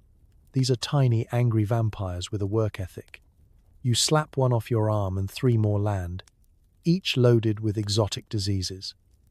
Malaria, dengue, and a few so rare the local doctor just shrugs and writes good luck on your medical report. VOC sailors develop a twitch from swatting at thin air. The company issues mosquito nets, but unless you're an officer, your net probably has more holes than your last paycheck. Every step is a negotiation with nature. The jungle floor is a patchwork of slippery mud, hidden roots, and puddles that range from refreshing to possibly bottomless. You tread carefully, eyes peeled for snakes, some camouflaged, some bold and colorful, all convinced that your ankles are a personal affront. There's always a story of someone bitten on the way to the latrine, their foot swollen to the size of a coconut and their curses heard for miles. Then there are the insects. Ants as big as your thumb, beetles that hiss, and centipedes that move like they have a vendetta. Some bite, some sting, and a few just stare at you as if daring you to complain. Even the butterflies look suspicious, fluttering past in improbable colors. Wasps build nests under the eaves, and every now and then, someone learns the hard way not to poke them with a stick. The result is a lot of running, shouting, and a new appreciation for European houseflies. But it's not just the small things. Somewhere in the undergrowth, tigers prowl. You rarely see them, but every local can point out the tracks and recount tales of vanished livestock and the occasional unlucky trader. You listen at night and wonder if that was a monkey screaming or something with a lot more teeth. The company issues guns, but nobody feels confident when the eyes watching from the darkness are higher off the ground than your head. Even plants are out to get you. Vines trip you, thorns rip your stockings, and some leaves deliver a rash you'll remember for weeks. Fruit dangles temptingly overhead, but pick the wrong one, and you'll spend the next day learning why the locals call it sleepyberry. If it's not the fruit, it's the sap, or the bark, or the mushrooms that sprout in weird, ominous shapes. The rule is simple. If you don't recognize it, don't touch it, and if it moves, run. Through it all, there are hazards you never expected. Quicksand in low spots, leeches in puddles, monitor lizards sunning themselves on your path and staring you down like you owe them money. Every trip to the jungle is a group effort, with one eye on the ground and the other on your friend, just in case someone needs rescuing. You return to camp battered, bitten, and utterly humbled by nature. But you also return with stories. The snake you didn't see, the fruit you dared to taste, the mosquito bite shaped like Java itself. In the East Indies, the jungle isn't just background, it's the main event. And if you survive, you'll never look at a houseplant the same way again. You'd think, after a day of choking on spices, fighting off jungle wildlife, and pretending you know how to fill out colonial paperwork, you'd be entitled to a good night's sleep. Not in Batavia. Here, as dusk falls, the city transforms from a bustling trade hub to a sleepless furnace with a soundtrack of geckos and existential dread. The sun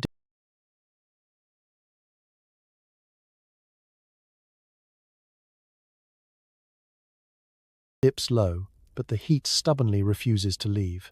The air is thick, so dense you could almost chew it. By sunset, your wool uniform feels like a wet rag left on a bakery counter. Humidity rules the night, turning every breath into an exercise in patience and every shirt into a contestant for most likely to stick to your back forever. Locals seem immune, gliding past in airy fabrics, while you and your fellow VOC men sweat out enough salt to start your own spice monopoly. Inside your quarters, the air is even heavier. The walls trap the day's warmth like a cruel joke, and the beds, rough pallets if you're lucky, offer no escape. Windows are propped open to catch a breeze, but mostly they just let in more mosquitoes, carrying the gentle lullaby of malaria risk. Fans? If you have one, it's hand-cranked or wielded by a kid who expects a tip. Otherwise, your best bet is the ancient Dutch technique known as lying perfectly still and hoping to pass out from boredom. Outside, Batavia comes alive in ways that are equal parts charming and alarming. Lanterns flicker along the canals, casting wobbly gold on the water's surface. The sounds of distant laughter, the barking of stray dogs, and the shrill whistle of a night watchman mix with the ever-present chirp of geckos running across the rafters. The city never truly sleeps. There's always someone bartering, cleaning, or starting a card game that will last until sunrise. Of course, the real art of Batavian nights is the strategic nap. You learn early that sleep, like everything in the East Indies, is a negotiation. You take it where you can get it. A quick doze on a shady porch, a stolen hour before midnight, a hopeful 5 minutes leaning against a cool stone wall. The trick is to rotate your napping spots to avoid becoming the regular host for the city's population of ants. The humidity changes you. Your hair curls in strange directions. Your boots never quite dry. You invent new ways to cool off, damp towels, open wells, or simply standing in the rain and pretending it's a luxury spa treatment. If you're on night duty, you march slowly, using your lantern more as a fan than a light. The wise keep water by the bed. The foolish keep gin, only to regret it when the mosquitoes come calling. Even romance, for the ambitious or lonely, adapts to the climate. Love letters are short. Nobody wants to sweat over parchment. Affection comes in the form of sharing a shady bench or a mutual agreement not to mention body odor. The moon rises, the heat lingers, and even the rats seem to move in slow motion, as if conserving energy for tomorrow's chaos. Eventually, the city settles, sort of. You drift into a restless sleep, half listening to the city's nocturnal symphony, dreaming of wind, cool water, and a future where you don't wake up stuck to your own sheets. In Batavia, you learn to cherish every breeze, every patch of shade, and every successful nap. Sleep, like spice, is rare and precious, and if you find a moment's rest, hold on to it. Morning comes quickly, and so does the heat.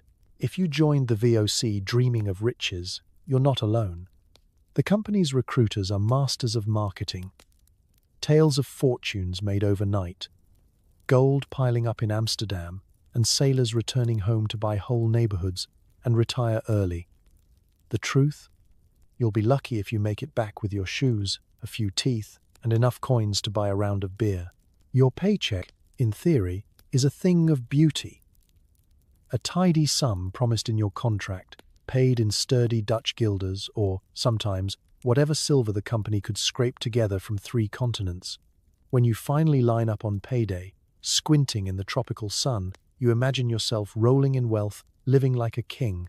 Instead, you're handed a slip of parchment and a pouch that feels suspiciously light. The deductions start early and never stop. There's a fee for your uniform, which is already dissolving in Batavia's humidity. There's a charge for food, yes, even the ship's biscuit and salted beef that doubled as weapons. The company also subtracts the cost of medicine. See, the barber's leeches and pliers, gear lost to storms, fines for late paperwork, and mysterious spoilage fees that appear every time someone's pepper sack springs a leak. If you got sick, missed a shift, or misplaced a crate of nutmeg, there's a deduction for that too. Room and board? Not included. The company rents you a bunk in its own mouldy barracks, then charges extra for the privilege of sleeping within mosquito distance of your fellow wage slaves.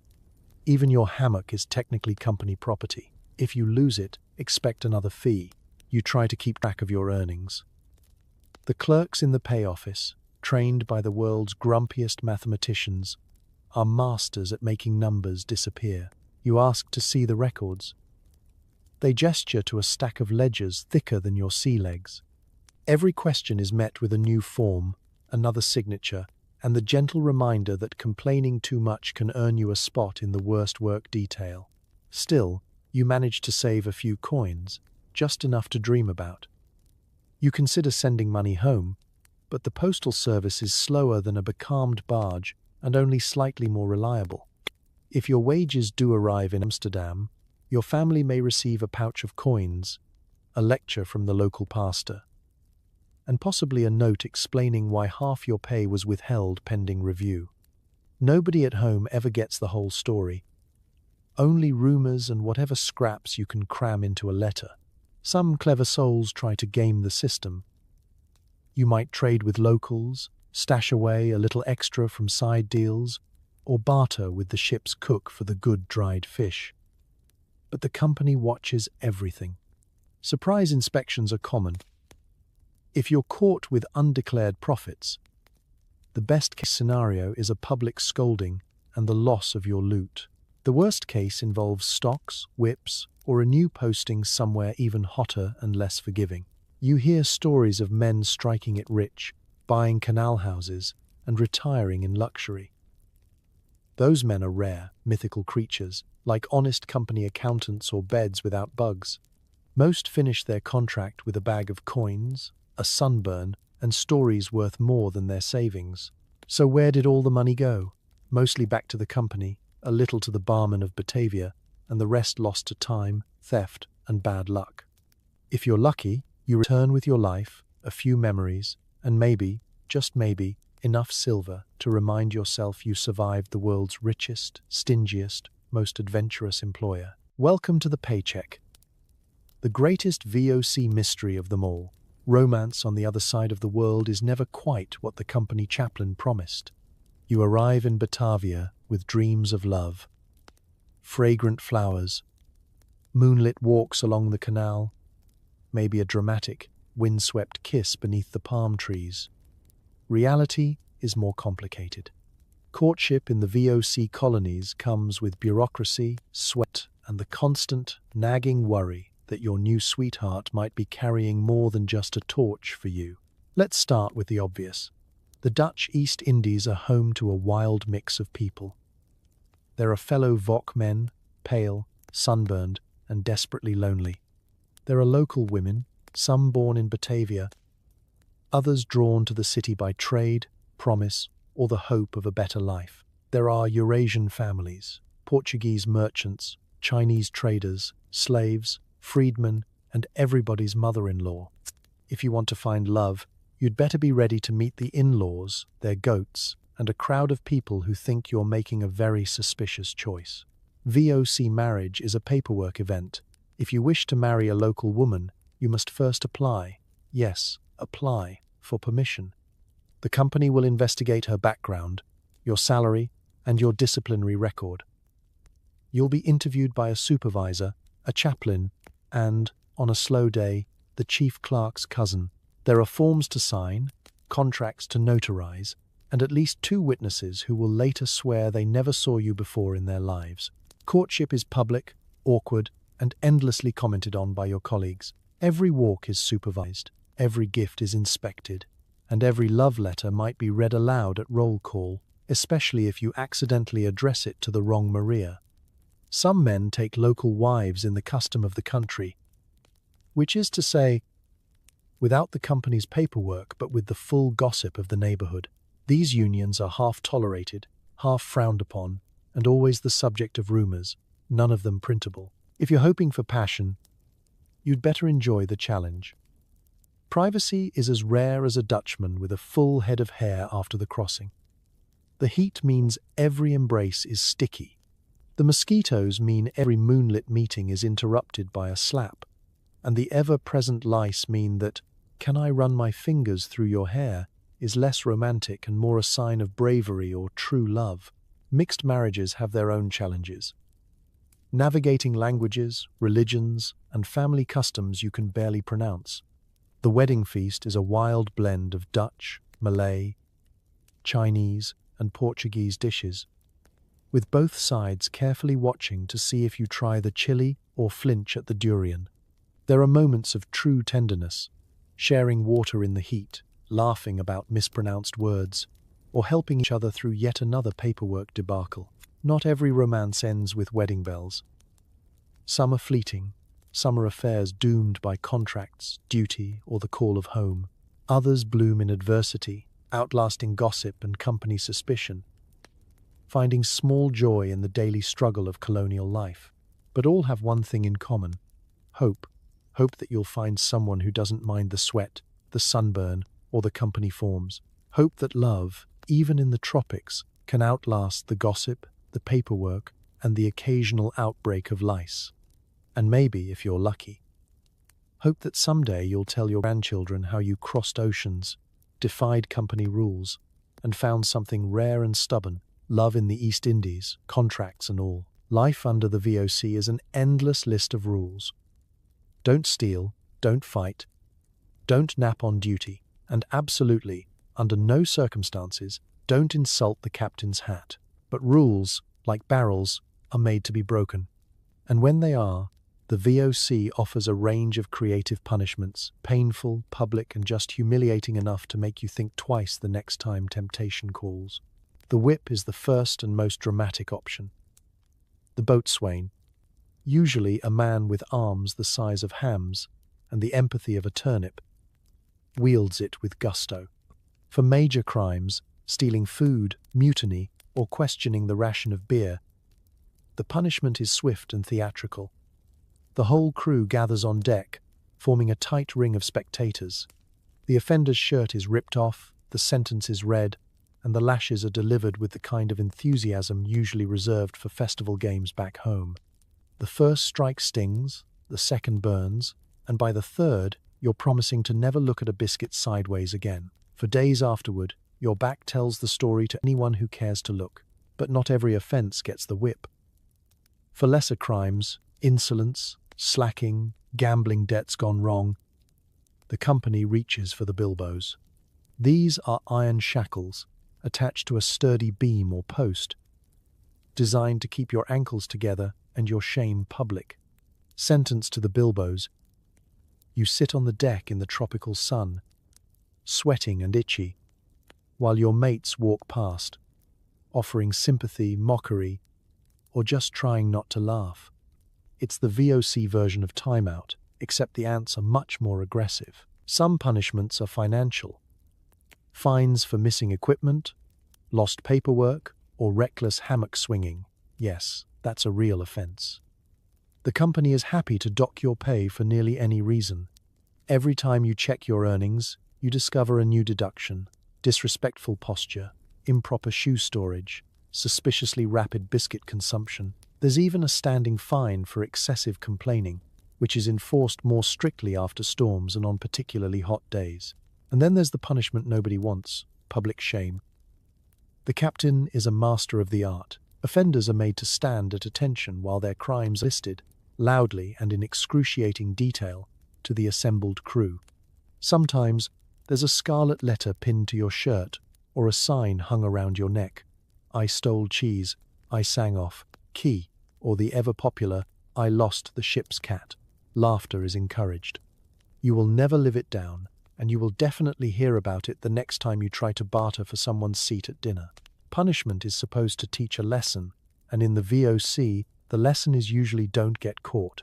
Everyone knows someone who got away with something worse. Luck and timing are everything. A clever sailor learns how to blend in, how to keep nose clean, and how to laugh when it's someone else's turn on the whipping post. Still, the punishments work. The fear of the whip, the misery of the bilbos, and the agony of public embarrassment keep most men in line, most of the time. And for the few who can't stay out of trouble, there's always another ship, another voyage, and a whole new set of rules to break. Because under the VOC, discipline is the one thing you can always count on. That, and the certainty that the next punishment will always be just a little more creative than the last. If you thought a long sea voyage with the VOC meant leaving your morals behind, think again. The company is as interested in your soul as it is in your spice quota. Welcome to religious life in the colonies. Part Sunday obligation, part community glue, and part ingenious method of keeping guilt levels high enough to discourage mischief, at least until Monday morning. The company's official religion is Dutch Calvinism, the faith of sturdy black hats, sober sermons, and the conviction that God is watching. And so is the company chaplain. Every settlement, no matter how sweaty or remote, gets its own church, complete with a tall steeple, a cracked bell, and enough hard benches to guarantee you'll never nap through a sermon in comfort. Services are mandatory. Missing one means a stern visit from the chaplain, followed by public prayers for your wayward soul and, if you're especially unlucky, a fine deducted from your next pay. Sunday in Batavia is the highlight of the spiritual calendar. The bells clang at sunrise, calling the community together. VOC men trade their sweat-stained uniforms for their clean shirts, only slightly less grimy than their work clothes. Everyone files in, sits ramrod straight, and prepares for a solid hour of fiery warnings about greed, pride, drunkenness, and the dangers of spending too much time near the Portuguese Quarter. The chaplain's sermons are legendary for their length and creative use of the word damnation. If you nod off, you risk a sharp elbow from your pewmate or a lecture about sloth. Some claim to have seen men converted out of pure boredom. Religion here is more than doctrine, it's a social event. After the service, you linger outside, catching up on gossip, arranging marriages, and bargaining over who has to clean the church next week. Rumours spread fast. Who skipped communion, who muttered during the prayers, who was seen sneaking a nip of gin before the bell. Church is the place to be seen, forgiven, and occasionally quietly judged. But for all its rules and rituals, religious life is a comfort. When storms batter the port or sickness sweeps the barracks, prayers are real and urgent. The chaplain makes the rounds, Bible in one hand, leeches in the other, offering hope, healing, or at least a sympathetic ear. Funerals are solemn and well attended. Baptisms are celebrated. Any excuse for a party. Marriages are complicated, usually requiring 3 witnesses, 2 forms, and at least one nervous parent glaring at the groom. Religion also crosses borders. The colony is a stew of faiths. Malays, Chinese, Portuguese, and freedmen all bring their own gods, temples, and festivals. Officially, tolerance is encouraged, as long as nobody forgets who's in charge. Off the record, everyone borrows a little from everyone else. Candles, recipes, lucky charms. The lines blur. You find yourself asking both God and the local spirit for help when you lose your last bar of soap. But guilt is always close at hand. The chaplain reminds you weekly that wealth is dangerous, pride is a sin, and that only the truly righteous will see home again. You nod, promise to try harder, and then promptly forget everything as soon as the next round of beer is poured. In the end, religious life under the VOC is just like everything else. Structured, sweaty, occasionally inspiring, and always a little absurd. Whether you pray for gold, for forgiveness, or just for a decent night's sleep, one thing is certain: God may be merciful, but the company's bookkeeping never is. Your contract is up. Your last sack of nutmeg has been counted. You've survived the heat, the mosquitoes, the paperwork, and possibly even found love, or at least a lice-free bunk. Now, at last, you're going home, or so you hope. Because getting to the East Indies is one thing. Getting back to the Netherlands is an entirely new adventure, and not everyone makes it. In fact, the longer you think about it, the more you suspect the company designed it that way. Preparation begins with rumors. Word spreads that a homebound fleet is assembling. The docks erupt into frantic trading. Coins for sturdy boots, dried fruit for tobacco, promises for prayers.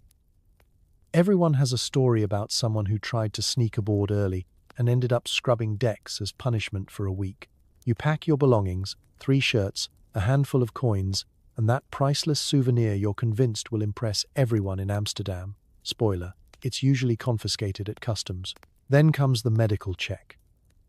The company wants to make sure you're healthy enough to survive the voyage, and not just a walking, talking bag of tropical diseases.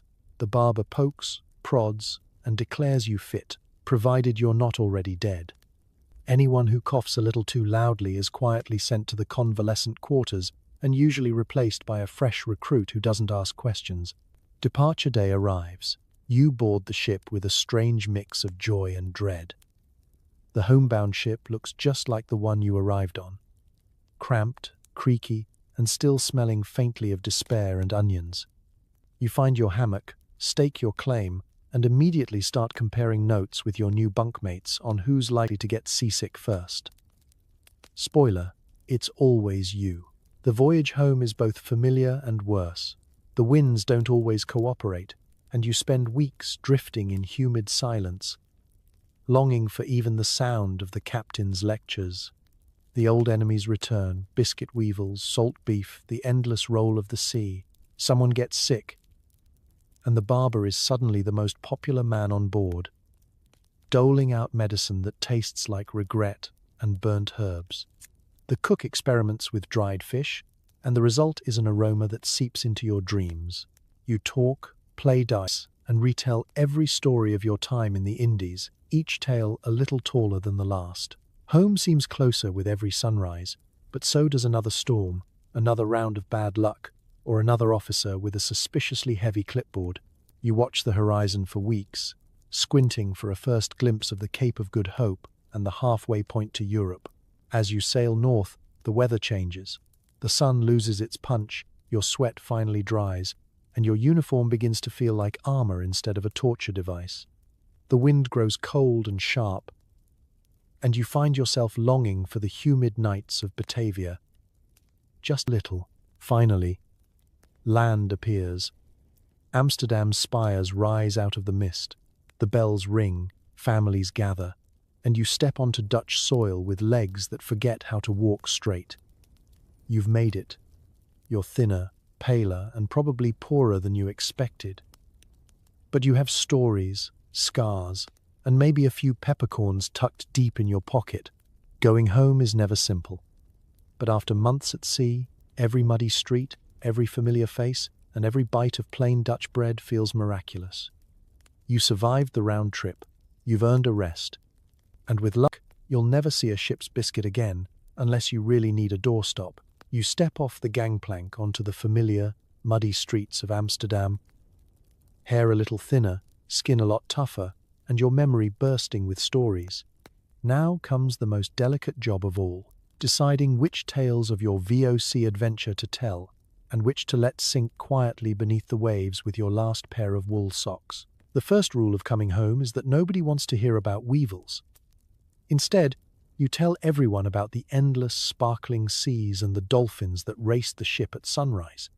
You talk about palaces in Batavia, jungle nights full of moonlight and mystery, and banquets with sultans where every bite tasted like fortune. Your neighbors hang on every word, wide-eyed, picturing you as a dashing hero, a trader, a diplomat, maybe even a pirate. You don't mention the days spent doing paperwork in a warehouse that smelled like despair, or the endless lectures from the company accountant about proper nutmeg tallies. Every returnee knows. The best stories get better with every telling. That fever you barely survived? Now it was a duel with a giant jungle serpent, narrowly escaped thanks to your quick thinking and an improvised torch. The romance that fizzled after 2 sweaty walks along the canal? Now it was a tragic love story worthy of a song, with a princess waving her silk handkerchief as you sailed away. No one needs to know her father ran the local goat market. Sometimes it's the little details that stick. The taste of chili so hot you forgot your own name. The monkey who stole your hat. And, you swear, tried to barter it back for a dried fish. The thunderstorm that cracked the sky over Java, lighting up the ship like a lantern. Each memory grows brighter, shinier, more heroic. The Dutch winter seems dull and grey compared to the heat, chaos, and colour of the Indies, so you paint your past in even bolder strokes. There are darker tales too, but those are saved for hushed nights in the corner of a smoky tavern, long after the children have been sent to bed. These stories are laced with the truth. Shipmates lost to fever, the loneliness that crept in with the tropical rains, the moments of fear that never quite left. You share these only with other returnees, men and women who know that behind every legend is a pile of dirty laundry, a few scars, and a lingering cough that you hope is just the cold.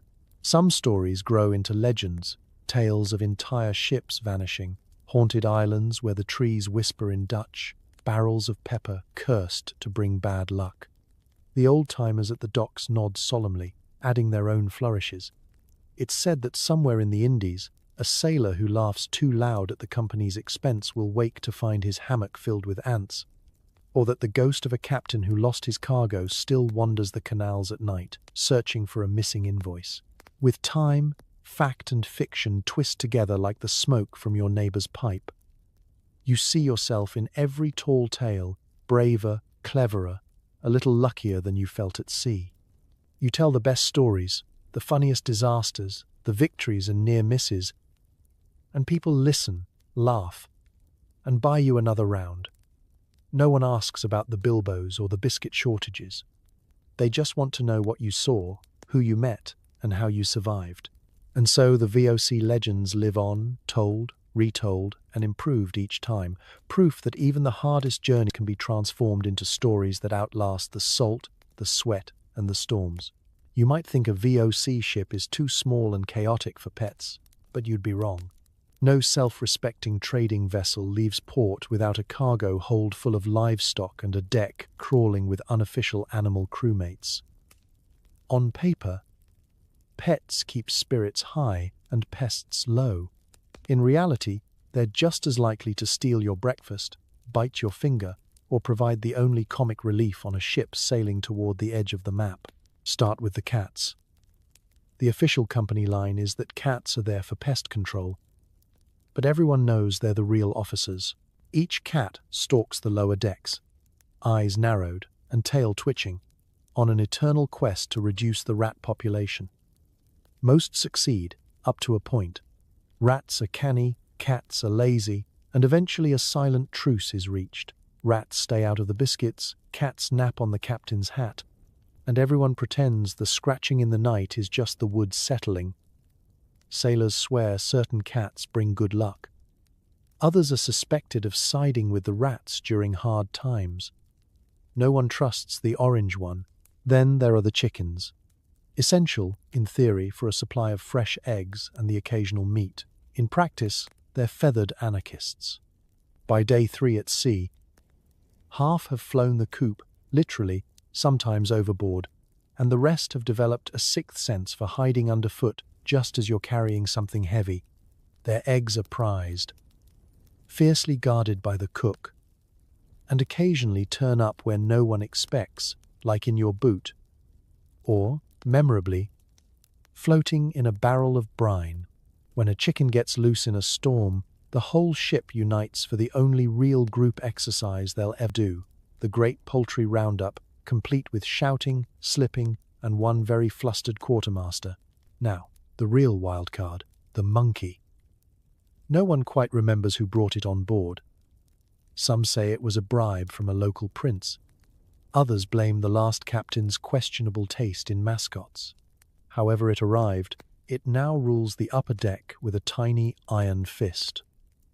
The monkey's hobbies include stealing hats, hurling biscuits at the carpenter, and inventing new ways to escape its leash. Some say it understands Dutch, others claim it's secretly running a gambling ring with the ship's boy. Either way, you don't cross it unless you enjoy being the target of airborne banana peels. At night, the monkey curls up in the rigging, glaring down with the air of a small, furry admiral. Of course, animal life isn't all chaos. On bad days, a cat's purr is a comfort. On good days, the chicken's squawks drown out the quartermaster's complaints. When the ship is becalmed and the boredom turns poisonous, the monkey's latest antics are the only entertainment left. Sailors name their favorites, swear by their luck, and share the best morsels from their own rations, until a sudden peck or scratch reminds them where their loyalties truly lie. And, inevitably, animal drama reflects human drama. Disputes over who cleans up after whom, who gets the next egg, and whether the monkey should be allowed near the charts become hot topics of debate. Some believe the ship would fall apart without its menagerie. Others suspect it already has. But in the end, Pets and pests alike are part of the VOC family. On a ship far from home, surrounded by water and uncertainty, a purring cat, a squawking hen, or a mischievous monkey is a reminder that the world is bigger and weirder than even the wildest company legend. There's nothing like a letter from home to remind a VOC sailor just how far away home really is. On the rare day the mail arrives, the entire ship buzzes with hope, dread, and the subtle art of pretending you don't care whether your name is called. Letters are treasures, fragile, faded, and usually smelling faintly of salt, mildew, and disappointment. Receiving mail at sea is an event, not a routine. Most letters have already traveled by foot, barge, packet boat, and the occasional stowaway's pocket before they even reach your port. By the time they're sorted by the VOC's cheerful, semi-literate clerk, months, sometimes years, have passed. News is always history, and sometimes family members mentioned in the opening lines are long gone by the time you read the last page. You gather with the rest of the crew, shuffling awkwardly as names are called out. Some familiar, others mangled beyond recognition. The lucky few are handed thin, folded sheets sealed with blobs of wax and bad grammar. Everyone else tries not to look too jealous. For those who don't get a letter, it's a quiet defeat, shrugged off with a joke about Dutch efficiency or a muttered promise to write home just as soon as the storms let up. The letters themselves are works of art, each a testament to the creativity of those left behind. Mothers scold you for forgetting to write. Wives update you on every cousin's wedding. Children send drawings of ships with more sails than sense. Some letters are a litany of woes. The cow got sick. Your brother owes money. And the roof leaks in 5 new places. Others are pure comedy. Neighbors eloped. The preacher fell into the canal, and your old dog has learned to bark in Portuguese. Still, even bad news is better than silence. You read each word carefully, tracing the lines with a calloused finger, savoring the bits of gossip, advice, and affection hidden between the complaints. A single letter can be read 100 times, passed around the hammocks, and memorized until you can recite every misspelled name and tedious weather report. Of course, by the time you finish reading, the mold has usually claimed at least one corner. Pages are mottled with stains, ink runs in strange directions, and there's always a faint tang of damp that refuses to leave. Some letters, sealed in tin or oilcloth, fare better. Others arrive as little more than a damp mystery, requiring translation, faith, and a good imagination to reconstruct the original message. Sending a letter home is an exercise in optimism. You write carefully, avoiding any mention of lice, whippings, or the time you nearly sank off Sumatra. Instead, you boast about your command of a ship, your excellent health, and how you're definitely not homesick. You fold the page, seal it, and hope it finds its way across oceans and bureaucracies. If you're lucky, it'll arrive before your next birthday. If not, your descendants may get a laugh from it in 50 years. The exchange of letters is more than just news. It's proof that you still exist somewhere outside the VOC. For a moment, the distance shrinks, the ship feels less lonely, and the world makes a little more sense. You tuck the letter into your jacket, safe against your heart and the mold, because in a life ruled by storms, paperwork, and company rules, a letter from home is still the best fortune you can find. If storms, fevers, and the quartermaster's ledger haven't convinced you the VOC life is tough, just wait until someone yells, "Sail ho!" and it's not the friendly kind. Pirates are the wild card of every East Indies voyage. Less Jack Sparrow, more angry men with sharp objects and questionable hygiene. Company brochures don't mention them, but pirates are as common as weevils and far more unpredictable. The first sign is almost always the lookout's shout. Everyone drops what they're doing, usually a dice game or grumbling about dinner, and scrambles to the rail. On the horizon, a suspiciously fast ship approaches, its sails dirty and its intent obvious. The officers act calm, but the crew instantly divides into 3 teams: the brave, the cowardly, and the chronic complainers. Team 1.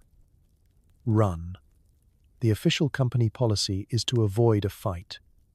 If your ship is faster, unlikely, the captain orders full sail and everyone hauls lines until their hands bleed. The wind never seems to cooperate, but for a few glorious moments, you imagine yourself outpacing danger, a hero in a wool coat and 3-day-old socks. Sometimes you get lucky, the pirate loses interest, or their ship is older than your last pair of shoes. Other times, they close in, waving weapons and insults in half a dozen languages. Team 2. Hide. If running fails, hiding is next. You stash the valuables, pepper, nutmeg, the captain's emergency rum, in the cleverest spots you can find. False bottoms in barrels inside hollowed-out loaves of bread, or just under your bunk, which, ironically, is probably the first place a pirate will look. Everyone pretends to look busy, hoping the pirates are nearsighted and easily distracted. The cook starts whistling, the clerk invents a sudden interest in mending sails, and the ship's cat disappears entirely, siding with whoever looks most likely to win. Team 3. Complain loudly. This is the largest group. They aren't running or hiding. They're making their disapproval known to anyone within earshot. I told you we should have sailed north. Why don't we have more cannons? This never happened on my cousin's ship. Their logic is flawless. If you keep up a steady stream of complaints, maybe fate will get bored and move on. It never does, but you have to try. If pirates actually bored, chaos reigns. There's a lot of yelling, waving of weapons, and occasional bravado from someone who's seen too many puppet shows about naval heroes. The VOC's defense strategy boils down to locking yourself below deck, guarding the pepper like it's the crown jewels, and hoping the pirates settle for something smaller, like the quartermaster's boots or a barrel of suspicious beef. Sometimes a deal is struck. The pirates take what they want, leave a few colourful threats, and disappear before company backup arrives. Afterward, everyone comes out, counting fingers, patting pockets, and swapping stories about how bravely they hid behind the water barrels. The captain writes a stern report, blaming the weather, the sails, and, if he can manage it, the last man to swab the deck. The real punishment is in the paperwork and the long retelling of who did what, especially the part where you personally stared down a pirate while crouched behind a chicken coop. Pirate encounters rarely end in glory, but they always end in stories. You survive, you grumble, and you learn to appreciate the quiet days, because after one run-in with pirates, even company rations seem comforting. At least the biscuits never try to stab you. A VOC ship may run on wind and muscle, but it's steered by something far more unpredictable. Sailor superstition. When you're a tiny speck in a furious ocean, logic quickly surrenders to luck, omens, and rituals that would make a priest blush. Every crewman is armed with a personal arsenal of charms and beliefs, and everyone's convinced their magic is the only thing keeping the ship from vanishing into a watery grave. Take, for example, the business of setting sail. No ship departs on a Friday. Everyone knows that's begging for disaster. The ship's boy must sweep the deck backwards before leaving port, for luck, while the carpenter hammers a lucky nail into the mast and swears at anyone who even looks at it sideways. The cook never whistles in the galley. Whistling is said to call the wind, but on a ship, the wind arrives more like an angry debt collector than a gentle breeze. Then there are the charms. Some men tie bits of red thread around their wrists, a supposed guard against drowning. Others tuck a coin into their shoes, muttering a quick prayer to St. Nicholas, patron of sailors and men who miss their mothers. One old-timer wears a dried fish scale in his hat. He claimed he's never been seasick, though no one sits downwind to confirm, but the real power lies in the ship's unofficial collection of relics. There's always a lucky cat, credited with keeping rats and bad luck at bay. Some ships keep an heirloom biscuit, uneaten, petrified, and passed down for years. No one is allowed to throw it overboard, lest they offend whatever ancient spirits protect sailors from starvation. And then there's the doll. Every ship has one, usually tucked away in a drawer or lashed to the rigging.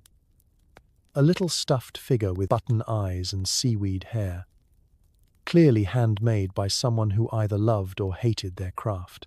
The doll's origins are always mysterious. Found floating at sea, gifted by a grateful islander, or smuggled aboard by the first mate's grandmother. The crew debates its purpose endlessly. Some claim it brings good luck. Others insist it keeps storms away. And a few are convinced it's the real captain, biding its time until the next mutiny. Superstitions aren't just about luck, they're survival tools. Before a storm, you'll see men rub lucky coins, mumble prayers, or slip into the hold to consult the doll. Nobody steps on the main hatch without knocking 3 times. If a rat abandons ship, everyone prepares for the worst. Half the crew prays, the other half packs. And heaven forbid you ever mention a certain Scottish lake monster at sea. The last man to do so ended up cleaning the bilges for a month. Of course, outsiders laugh, officers roll their eyes and threaten to confiscate the charms. But when the sky turns black and the waves start climbing, even the most skeptical captain can be found whispering a nervous rhyme into his collar. Nobody's really willing to tempt fate. Superstition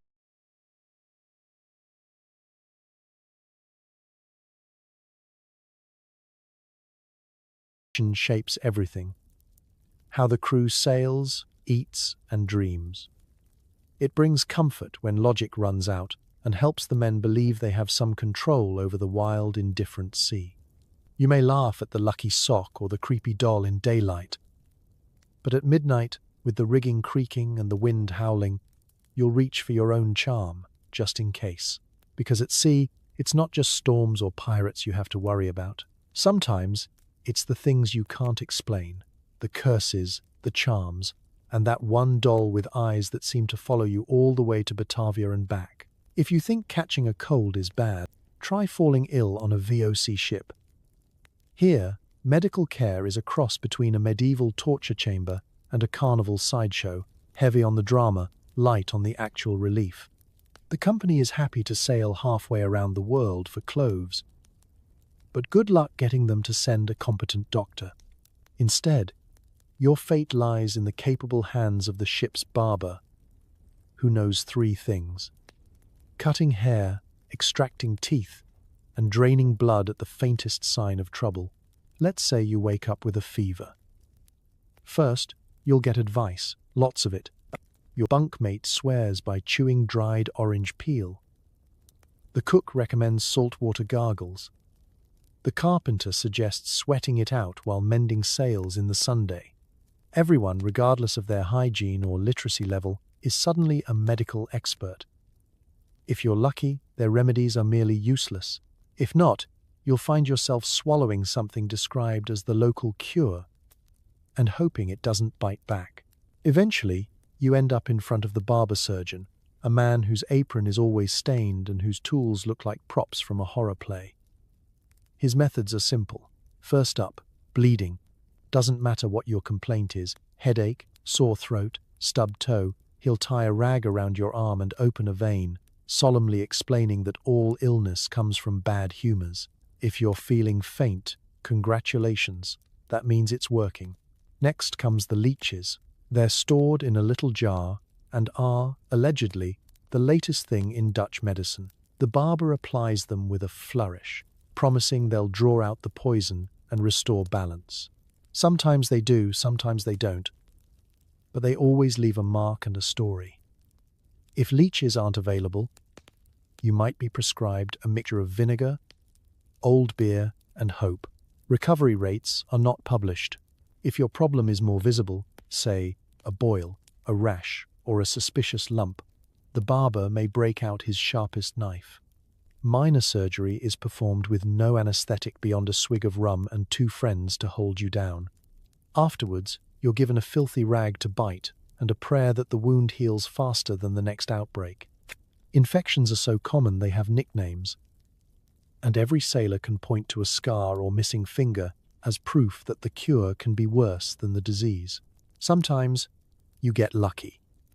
The fever breaks, the cough fades, and you return to duty, a little thinner and a lot more suspicious of orange peels. Other times, you're assigned light work until the next man falls ill, at which point your hammock is up for grabs. The ship's log lists casualties in tidy columns. But the crew remembers every man who left his mark, usually in blood or stories of miraculous recoveries attributed to rest and a positive attitude. Getting sick is more than a personal struggle. It's a social event. Everyone watches, whispers, and wonders if you'll pull through.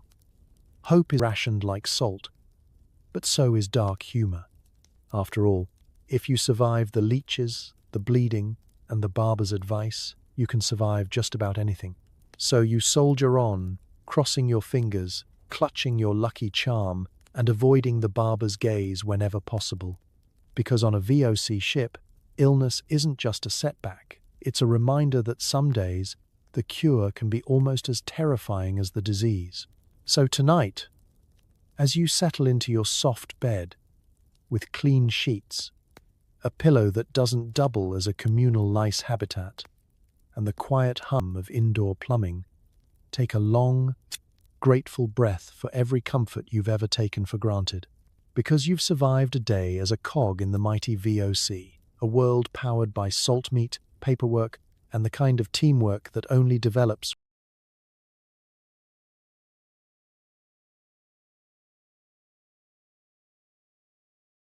when you're united by the constant threat of scurvy and mutual disappointment.